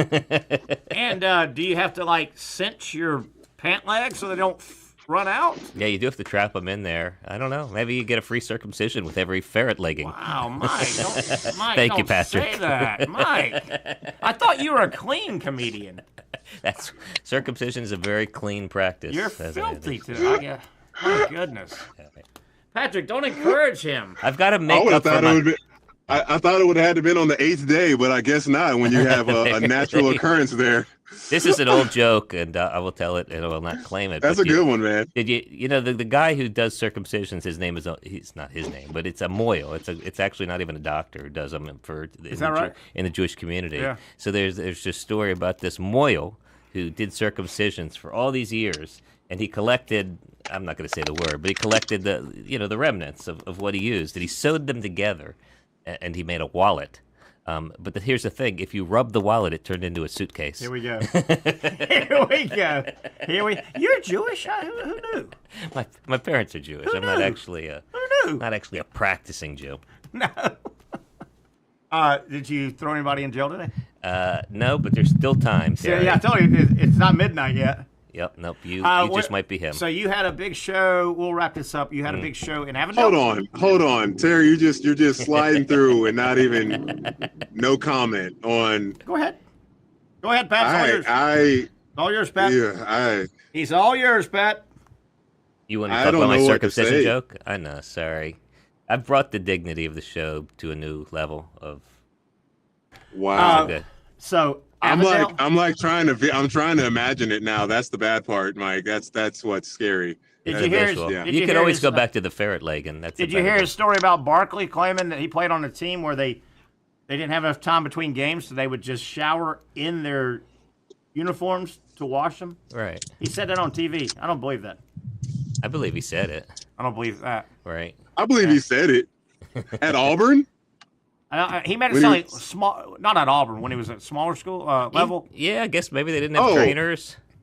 Yeah, if he was at a smaller school, I believe it. I mean, I was fortunate. I played overseas for some different teams, and you see how the higher quality teams that I played for, you never had issues with laundry. But the lower quality teams I had, you had all the issues. Like I don't understand. The guy would wash the whole team's socks together. Really? Just imagine. Just everybody with their different, having to dig through that thing every day. I don't want your toe jam on my feet. Right, man. Not only that, and thank God, like I had to buy these loops where you can put your clothes in and make them stay all connected and keep that way. We didn't have to share laundry. Yeah. Are you saying that your laundry would at some point you reached a level of success where your laundry got washed all by itself? That's big like time. just Patrick Young's laundry in a machine? Yes. Wow. That's big time. That's really cool. Just like one day's worth, one uniform? No. He was still, they'd fold it and they put it in your locker. Yeah. Like it was pretty nice. That's pretty cool. And you don't get that anymore, huh? If I sounded spoiled just now, then first world problems. I mean, you're pretty big, so I'm guessing that your laundry probably takes up a whole load, if I'm not mistaken. Like, it's really not fair. I feel like I've been subsidizing you all but these years. it's only our practice stuff. Yeah, subsidizing. It's only our practice stuff. They're not washing my, all my clothes, just the stuff that we practiced and played in. Could either one of you guys get us out of this whole segment now, or how do we? I don't even know how to get us out of this. This segment brought to you by Underoos. Underoos. It's the underwear that's fun to wear. Let me try and hit you one more time. You did a show in Avondale? Oh, Avondale, good show. Josephine's. Where's Josephine's? Josephine's is a wonderful Italian restaurant. They got a little 50-person room in the back, and 9 o'clock. In Avondale? In Avondale. What's it near? Right across from Biscotti's. Over there where all the beautiful shops are and everything. Sure. Josephine is a wonderful Italian restaurant. You should get there. Near Brick Restaurant and all that? Yeah. It's just the next one next to Brick over there. Right. And never been invited. Bluefish, well, you are hereby invited. So you did a show there this weekend. We did one there. Then we did Lynch's. And then we did a midnight show at a place called First Coast Comedy out in Mayport. I live real close to that. There was a really drunk lady who was just heckling, but in a really loving spirit, and so everybody just sort of worked. It's a midnight show. I literally could walk to that place. Oh, for real? Oh, yeah. Oh, yeah, right there. Well, you live in the high rent district. Yeah. Oh boy. right next to the dollar store. You don't want to walk to that place. You ever go to Voussoir? Yes. Voussoir, we're there on Tuesdays. Do they have comedy there? Every Tuesday. Pat, you ever been to Voussoir? No, I think we lost Pat again. That's a neat place, historically Great neat place. history, yeah. I didn't know they did comedy there. It's an open mic, but it's where all the comedians sort of gather, and they're there till late. And the midnight one at that Florida comedy place. What is it called?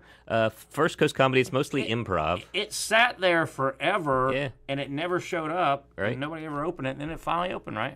It's a lovely couple, Alex and Madeline, who run it. They both do improv. And How often is it open? They're open every week, at least the weekends for Friday, Saturday. Do they know a funny as hell guy like me lives close by? You should come there. They should. You should be talking to them about sponsors. At midnight, were there many patrons there, or was it just comedy people? Well, it's a small venue, so it's only about a 30-person room, and it was a good 25 people there. They were, at midnight you get what you get, especially in Mayport, so they were intoxicated. Mayport Road has really come a long way the last 10 to 15 years. It had a long way to go. Yeah, it did. Well, why? I think it's ever since you moved in. They said that increased the property values. Yeah, pretty much. Yeah. Pretty much. No, it's fun over there. Did you do the same set at Avondale as? It was a similar set. It was a 15-minute set, and I worked the crowd a little bit, so you got to be a little topical, talk about them and the place. Have you worked this show into your routine yet? I have not. No. How do would you I think do this show's funny at all? Yeah. It's do you fun. think this segment is funny at all? I think that remains to be seen. Is anybody still listening? Funny is in the eye of the beholder, Terry Norvelle. It should be the listener, right? Or do you ever do any props, or you always? No, although it's funny because I am a drummer, and I've thought, there's guitar comedians, and I would, it would be cool if there was like a drummer comedian. But the problem with props is that props cannot work or break. Mm-hmm. And so the beauty of comedy is it's just you and a microphone, and usually the microphone works. Do you have the audience? Do you ever have to, hey, come on, can y'all be quiet? Or is there somebody in MC that kind of... There's different ways and methods, but usually you just... Make a joke out of it? You talk to the person, you try to bring them in. If they're just drunk, then ultimately you sort of make an eye. Do you try and stay away from the drunk, getting them involved, because it'll go the wrong way? Or? Yeah, it's just too unpredictable. Yeah. And there's people that just work crowds, but for folks like me that just want to... That young kid that works the crowd, do you think those are plants? There's the real popular young kid. Oh, you mean Matt Rife? Yeah, do you think that's all plant? No. Most of his act is playing off the crowd. Do you think that's plants? No, that's his thing. But I mean, when you watch it, and again, it's very popular. It's sort of shock stuff. So you go ask somebody. He's kind of young comedy to me, and I get it. I'm older than most fossils, we need to go, me, you, Pat, we all need to go to Nate Bargatze. He's coming. He's great. He's coming in August. Did you know that? I saw him last time he was here. He's very you funny. did see him. Had he made it yet? Oh, yeah. He's been, he's done Saturday Night Live twice in the past year. No, we should definitely go see him. I saw Shane Gillis recently. He was here. I didn't work, and I don't really know who he is. I know he's Saturday Night Live fired, and they said it was a absolute jam-packed show. 15,000 people. And every place you could put a person. He worked the round, and he had a round stage, a center stage, which you can get the most people with. If you got a end stage, concerts too. A few of those concerts come and they have center stages, and you can open up if they're a big enough draw. You can open up the whole arena. You have to be good though, because half the audience is looking at your butt half the time. Of course, so that's pretty impressive. Unless you got a great butt, in which case then all the better. I can't lie. Did you really laugh? Did he bust you up? And had you heard his stuff before? Or? I actually wasn't very knowledgeable, so I went and watched his special, and then we sat pretty close, and just really impressive because he's just old school. The way he approaches things, he's politically kind of a heavy guy. Kind of a heavy guy. Looks like a redneck, but some of his jokes kind of poke at conservatives, so he kind of gets everybody coming and going. He's just. How about the warm-up? Did you get there for the warm-ups? Yeah, there were 4 warm-ups. Were they local? No, they were all... It's too big of a show to have locals? Sometimes they do. Like my buddy Danny Johnson recently toured the state with Howie Mandel. Howie came to the state to do some shows. Because when I'm working the arena and some of the big acts come through, more of the rappers, because they'll have... hip-hop, I believe is what we call it now. Hip-hop and rappers, yeah. They'll have occasionally 3... DJs, right? But the first 2 will kind of be local sometime. And I don't think it's a money thing. I think it's just kind of, hey, let's just let them... It depends on the venue. Like now, they're coming on at 7:15. There's nobody in there. No, like the Comedy Zone, which is a 300-person venue, we will get asked to open for them or feature for them from time to time. I got a guy named Lee Harden out of Nashville, Tennessee, who's kind enough to bring me on the road with him. And then when he comes locally, I get to work with him.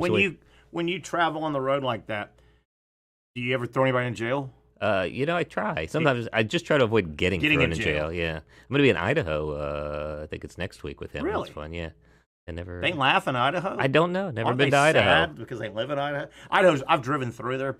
Beautiful state. Have you driven up there? No, I drove to where was I? I was in Montana recently. What is that city? As it turns out, I don't know if you know this, they keep Idaho right next to Montana. Do they? That's where they keep it. Yeah. Keep an eye on them? I don't know. It's just where they place it. Yeah. If you're looking for Idaho. Coeur d'Alene. I can't ever pronounce it. There's a city in Idaho.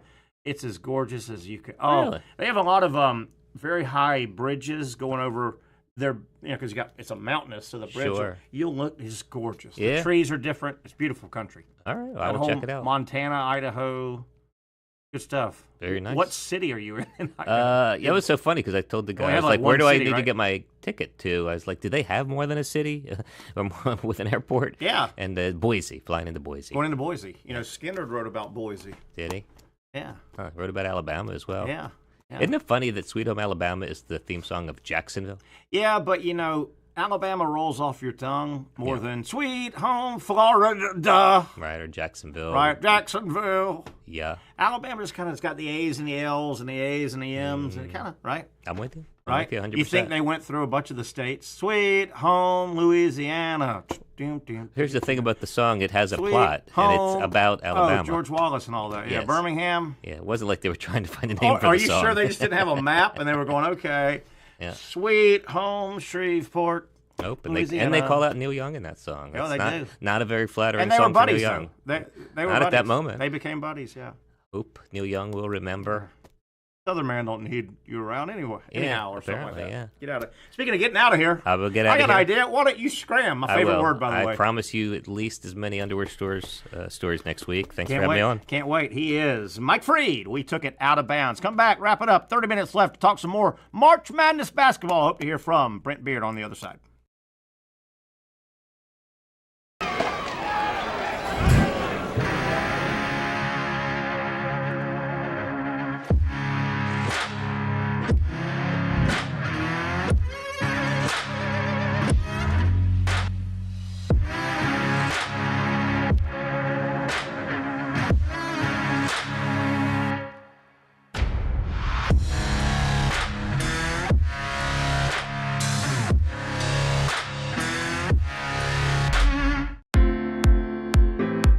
At Southeast Orthopedic Specialists, we know pain and injuries can stop you from doing what you love.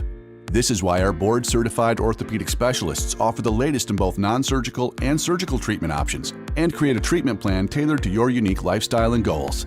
So, whether it is a sports injury or that nagging pain that's keeping you from doing what you love, our team has the right treatment for you. For more information or to schedule an appointment online, visit our website.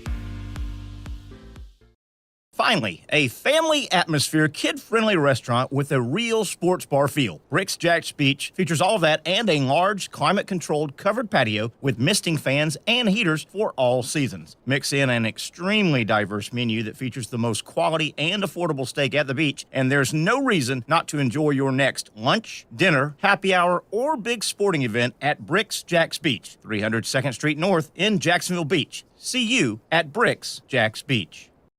You really got to hand it to him. Hold on. The previous play is under further review. I'm not sure what he could review, but okay.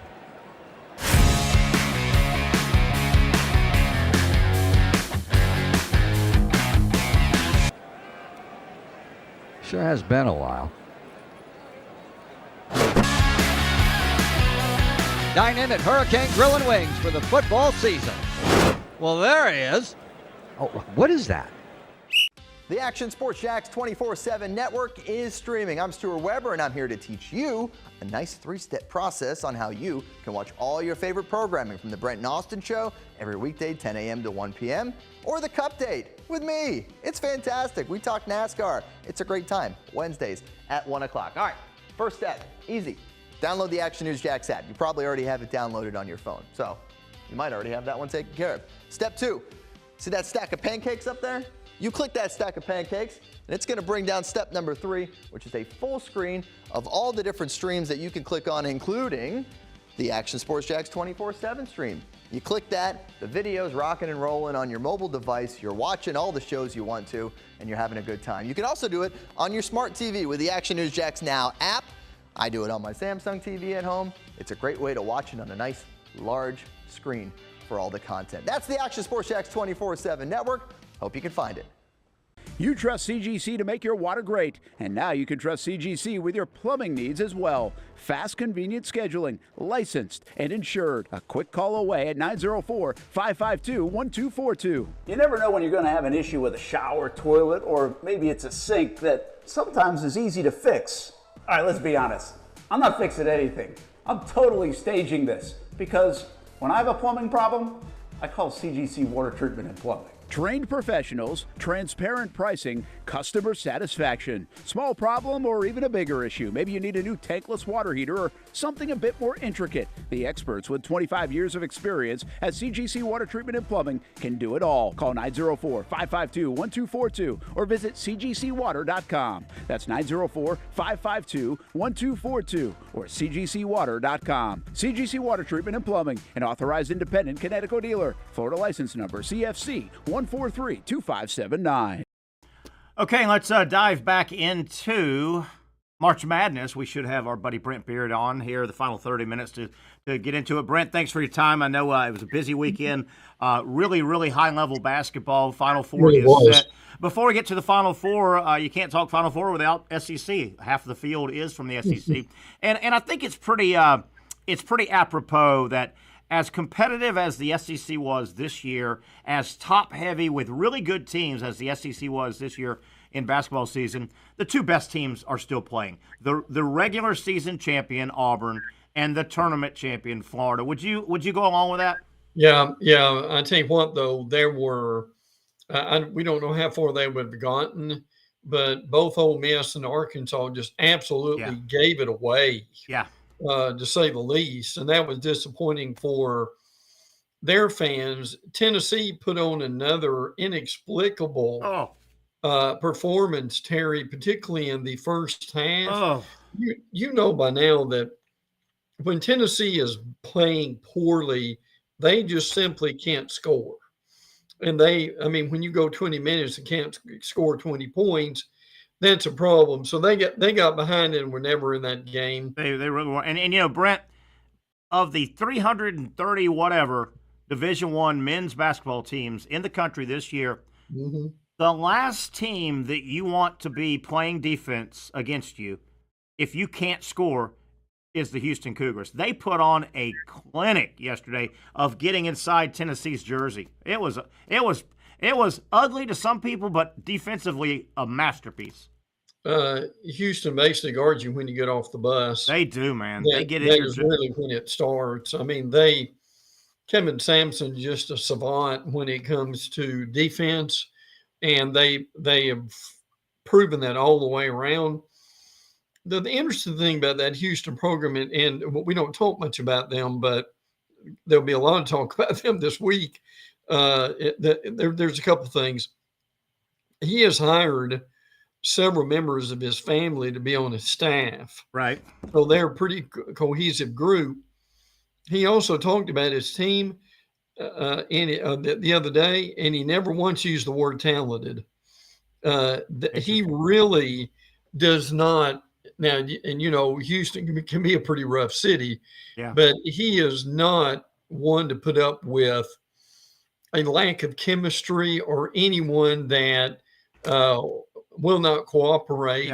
Yeah. And frankly, over the last few years, Terry, they have won. If you ask people who's won the most tournament games over like the last 3 to 5 years, and the answer is Houston. Yeah, and I tell you, he's got buy-in. It's hard to get kids to buy in on the defensive side. Defense is not popping up on ESPN and dunking and three-point shooting, but they buy in or they don't wear that uniform, and then they can. That's right. And boy, to be good defenders, most of the time you got to be a good athlete. They've got athletes. They really do. They undressed Tennessee yesterday. Gator basketball, not quite. Even if Florida was to win 2 more games and win another title, they're not quite blue blood level yet. But to be a blue blood program, you got to have some of those historic moments. And I think Florida got one. I'm dubbing it Walter Clayton when he went with his back to the basket, dribbled to the three-point line, pivoted without looking, and made that for Gator basketball. I think that is the shot right now until it's topped. And particularly if they win this thing, what a performance! And Florida's just never out of a game. They never think they're out of a game. They never get flustered. I wonder how many people actually turned their television off when Florida was behind by double digits, extremely late in the game. Now, frankly, Florida, Terry, got some help, and this is something that's worth talking about. I know we texted about it over the weekend. It's kind of 2 things. Number one, Texas Tech missed 2 front ends and 1 and ones, basically back to back. That gave Florida the ball. That frankly was tremendous. But that comeback was something out of Hoosiers. It was just something you'd see in the movies almost. Frankly, and buried in that, obviously, the 3-point shots by Clayton and the shot. That was incredible. Back to the basket, turns, pivots. Thomas Houck hit back-to-back threes that were huge. And he's blossoming in front of everybody's eyes. What a player he's turning into be. I thought the Houck 2 threes were first team all SEC player type things that late in the game. And it was so impressive. But I would still say the UConn game kind of steal Florida for this. It got them. It got them where they thought they could do it. Look, you've either got to think you can do it or you don't. And if you don't, you're not going to be there for a while. Now, something that you and I were texting about, and this is worth touching on real quick, is the fact that, and you saw this in the Ole Miss-Michigan State game, and you also saw this in the Arkansas-Texas Tech game, is, Terry, the problem is, and we both made the point to each other, is teams normally don't win games, but they certainly lose games. Yeah. And that's what you see, particularly in an underdog situation, is when a team like both Ole Miss and Arkansas, and you made the point, and I would really agree with this. They were frightened. They were scared to win the game. Is that fair? I think it is. Ole Miss and Arkansas, and the teams that haven't had the crazy success. Mm-hmm. I think it's in football, it's in baseball, it's especially in basketball. That clock's ticking down. But yeah, Ole Miss and Arkansas, and you know what I mean when I say it. They were scared to win the game. Yeah, right. They weren't scared. They weren't scared to play their ass off and be in the game. Sure, but when it got down to crunch time, go win the game, they were scared. I want to go back to Florida, Texas Tech. I'm not a big official guy, but I see a pattern in college basketball that worries me in high-level games, in big games, not just some random regular season game, but in high-level games. I've seen college basketball refs, they tend to lean toward the underdog, in my opinion. And Florida's been the favorite the last 3 games. UConn was the underdog. Maryland was the underdog. Texas Tech was, and I think those crews know it. I thought Texas Tech took control of the game because about 12 times in a row they played back down bully ball, which when my team has a big back down guard or center, I love it, and I love that basketball. But they backed Florida down, particularly Williams, the big power forward, probably 12 times in a row. I've watched enough basketball. Generally, somewhere in there, maybe twice, you're going to get a little too shouldery, and the offense gets a call. Not that night. I mean, they let those guys keep getting more physical. At some point, you've got to call the offense for. I mean, they were into the shoulder and into with the, but they never did. And I think that's that underdog, deep mentality. We got to let these guys have a little more leeway. Yeah, or what you've got is, and this starts early in the game. They think they've got to control every dribble virtually, and they've got to control the game. And, even when these guys are just getting, they're just slapping each other's hand, and they normally will let that go. They call this, and you end up having 60 foul shots in a game, and you cannot do that in the Final Four too. My other concern is, and this is concern for Florida and or Auburn, whoever wins that game to go on, if Duke wins their game. If it's Florida Duke or Auburn Duke, my concern with and the college refs, I've seen this, I would be worried they're going to protect the wonder kid. That everybody's All-American. The calls will go Flag's way. I would be concerned. He plays on a blue blood, and he's the flavor of the month. I would be concerned. How does that game match up for you? Houston and Duke's going to be a war too. I tell you, Duke's not going to have all those good looks like which Duke did that to Alabama. It's one thing to have good looks. It's another thing to make contested looks. Yes. Well, see, they both guard you, but in particular Houston, they get your grill and they just don't let up, and they will run you off the 3-point line. Now, here is the thing with Duke that's impressive. Alabama, for their lack of defensive ability, frankly, handled Flag relatively well. Yeah. I mean, Flag for most of that game barely had more than 10 points, but the problem with Duke is they're 7'2" mountain of a man. Really intimidates and controls the middle and frees a lot of these guys up. But no, your point's a good one. This Duke Houston game ended up in the 50s before it's over, and Florida and Auburn may end up in the 90s. Yeah. Speaking of Florida Auburn, I brought this up today. I haven't heard it anywhere. Do you realize when Florida beat Auburn back in the regular season by 9 and really controlled that game? Yeah. Elijah Martin didn't play. He was in his 2-game injury. Good point. Yeah. And Hadlogton wasn't on the active roster. Yeah. So Florida has a starter and a key bench guy that didn't even play in that game. I think that's got to be a positive for Florida. Got to be. I agree with that. And Broom continues to get hurt. Now he came back and he'll be fine, I think. But that's a guy that may not be able to do all they can. But see how Florida beat Auburn before, and don't think this won't be a big difference in this game, was their bigs frustrated Broom. Yeah. In other words, they did not let Broom do around the basket what he normally does, and he missed a lot of these 3-foot shots that he normally gets. Florida contested that, and I don't see that changing on Saturday night either. I want to talk about Alabama real quick.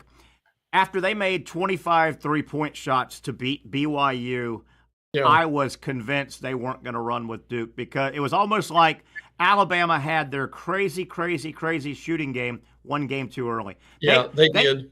Not to knock BYU, but Alabama could have beat BYU with 10 3-pointers made. Yeah, they could have. You kind of hate it. I know sports doesn't. You can't carry over. I get all that, but you knew Alabama, having hit 25, they probably weren't going to hit another 18.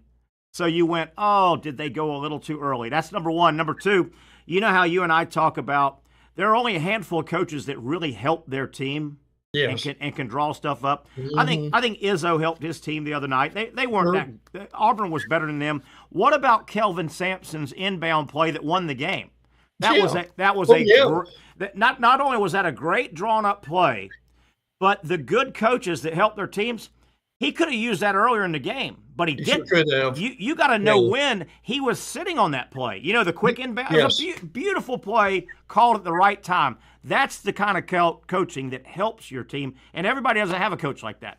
No, they don't. And Terry, to your point, and it's a good one, is Sampson said afterwards, he said, when we need a special play, we don't come up with something that is out of the ordinary.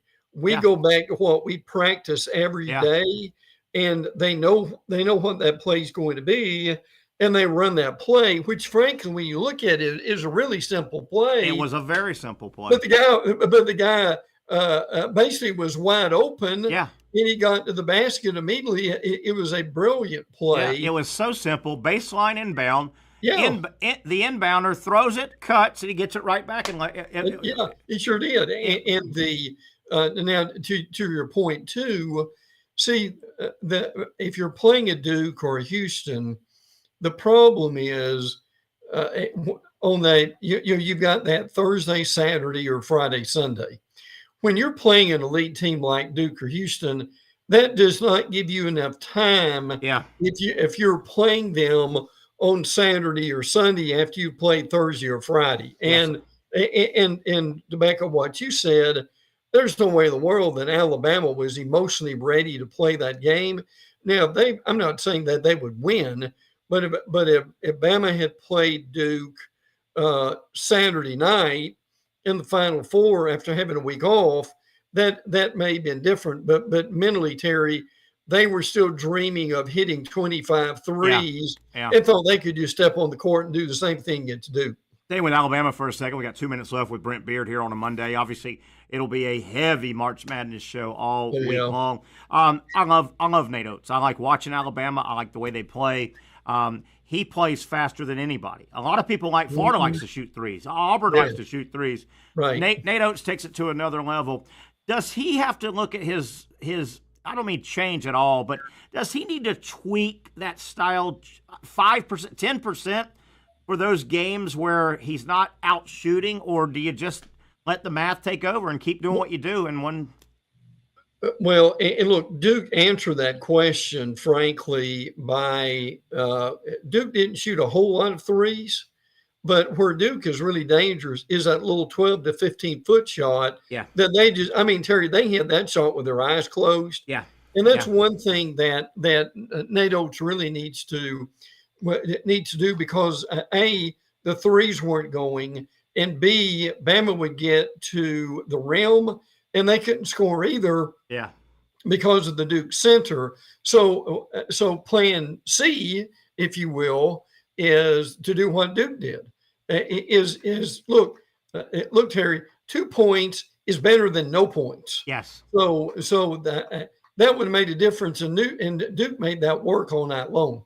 Real quick, Brent, we got 1 minute. The NCAA, I don't blame them. They were pushed into a time crunch. They said no to Colorado, Syracuse getting together for a scrimmage, and they basically said we couldn't approve it now.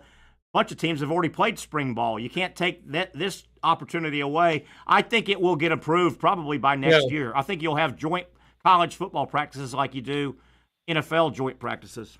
Yeah, I agree with that. And hopefully, Terry, they'll move the portal off of this. This what's about to be this April window, and that will help. But no, I'm with you. I'm hoping spring games come back. Yeah, and in that we have competition. It's another revenue stream. It really is. Good stuff, Brent. We'll do it all week, and leading into Saturday, Florida is the first game with Auburn, and then Duke and Houston the second game. Good stuff, buddy. Get your rest. We got a lot of ball to talk about this week. Do? Absolutely, brother. Talk to you soon. Take care. Our buddy Brent Beard, and that will wrap it up for a busy Monday. Hope you enjoyed it. We know we enjoyed bringing it to you folks. We'll get together tomorrow. We'll be live in Mandarin if you're in the Jointon Creek area. We're there 4 to 6 live at Hurricane Jointon Creek, talking ball with you right here on the Young Norvelle Show.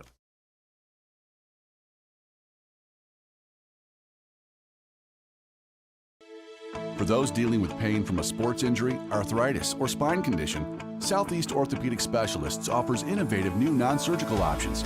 Our regenerative medicine treatments, including platelet-rich plasma and other regenerative treatments, use your body's own restorative cells to aid in treating injuries.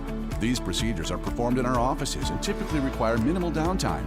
If you want to get back to doing what you love, our regenerative treatment options may be right for you. For more information or to schedule an appointment online, visit our website.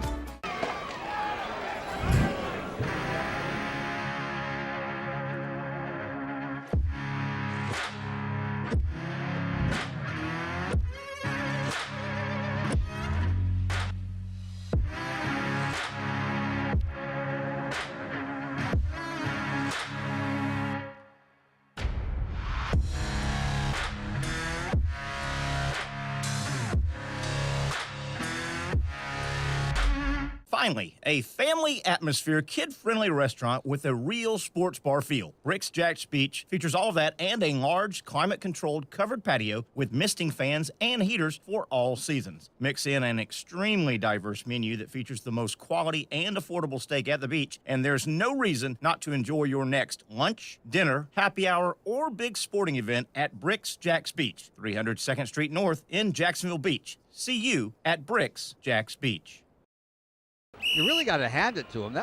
Hold on. The previous play is under further review. I'm not sure what he could review, but okay.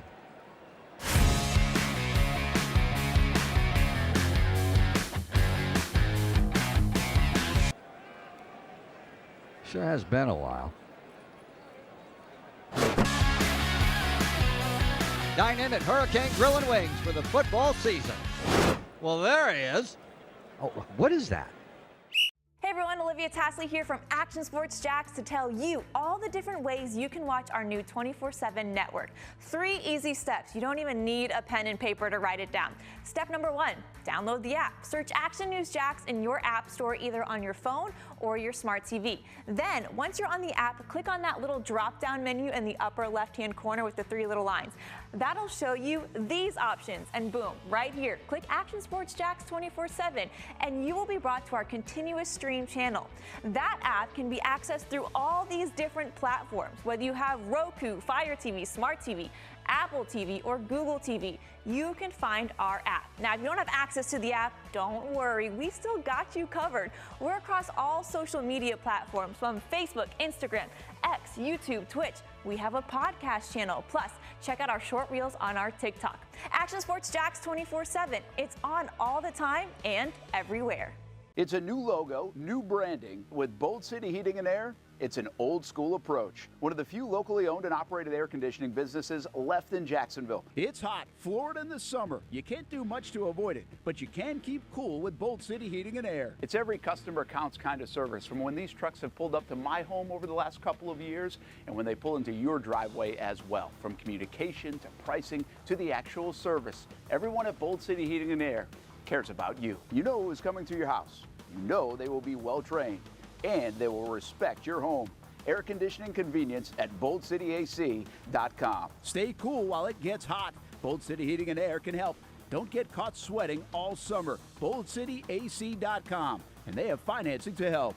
New systems starting at $110 a month and $50 off any repairs. Stay safe, stay comfortable with Bold City Heating and Air at boldcityac.com. Homegrown in your home.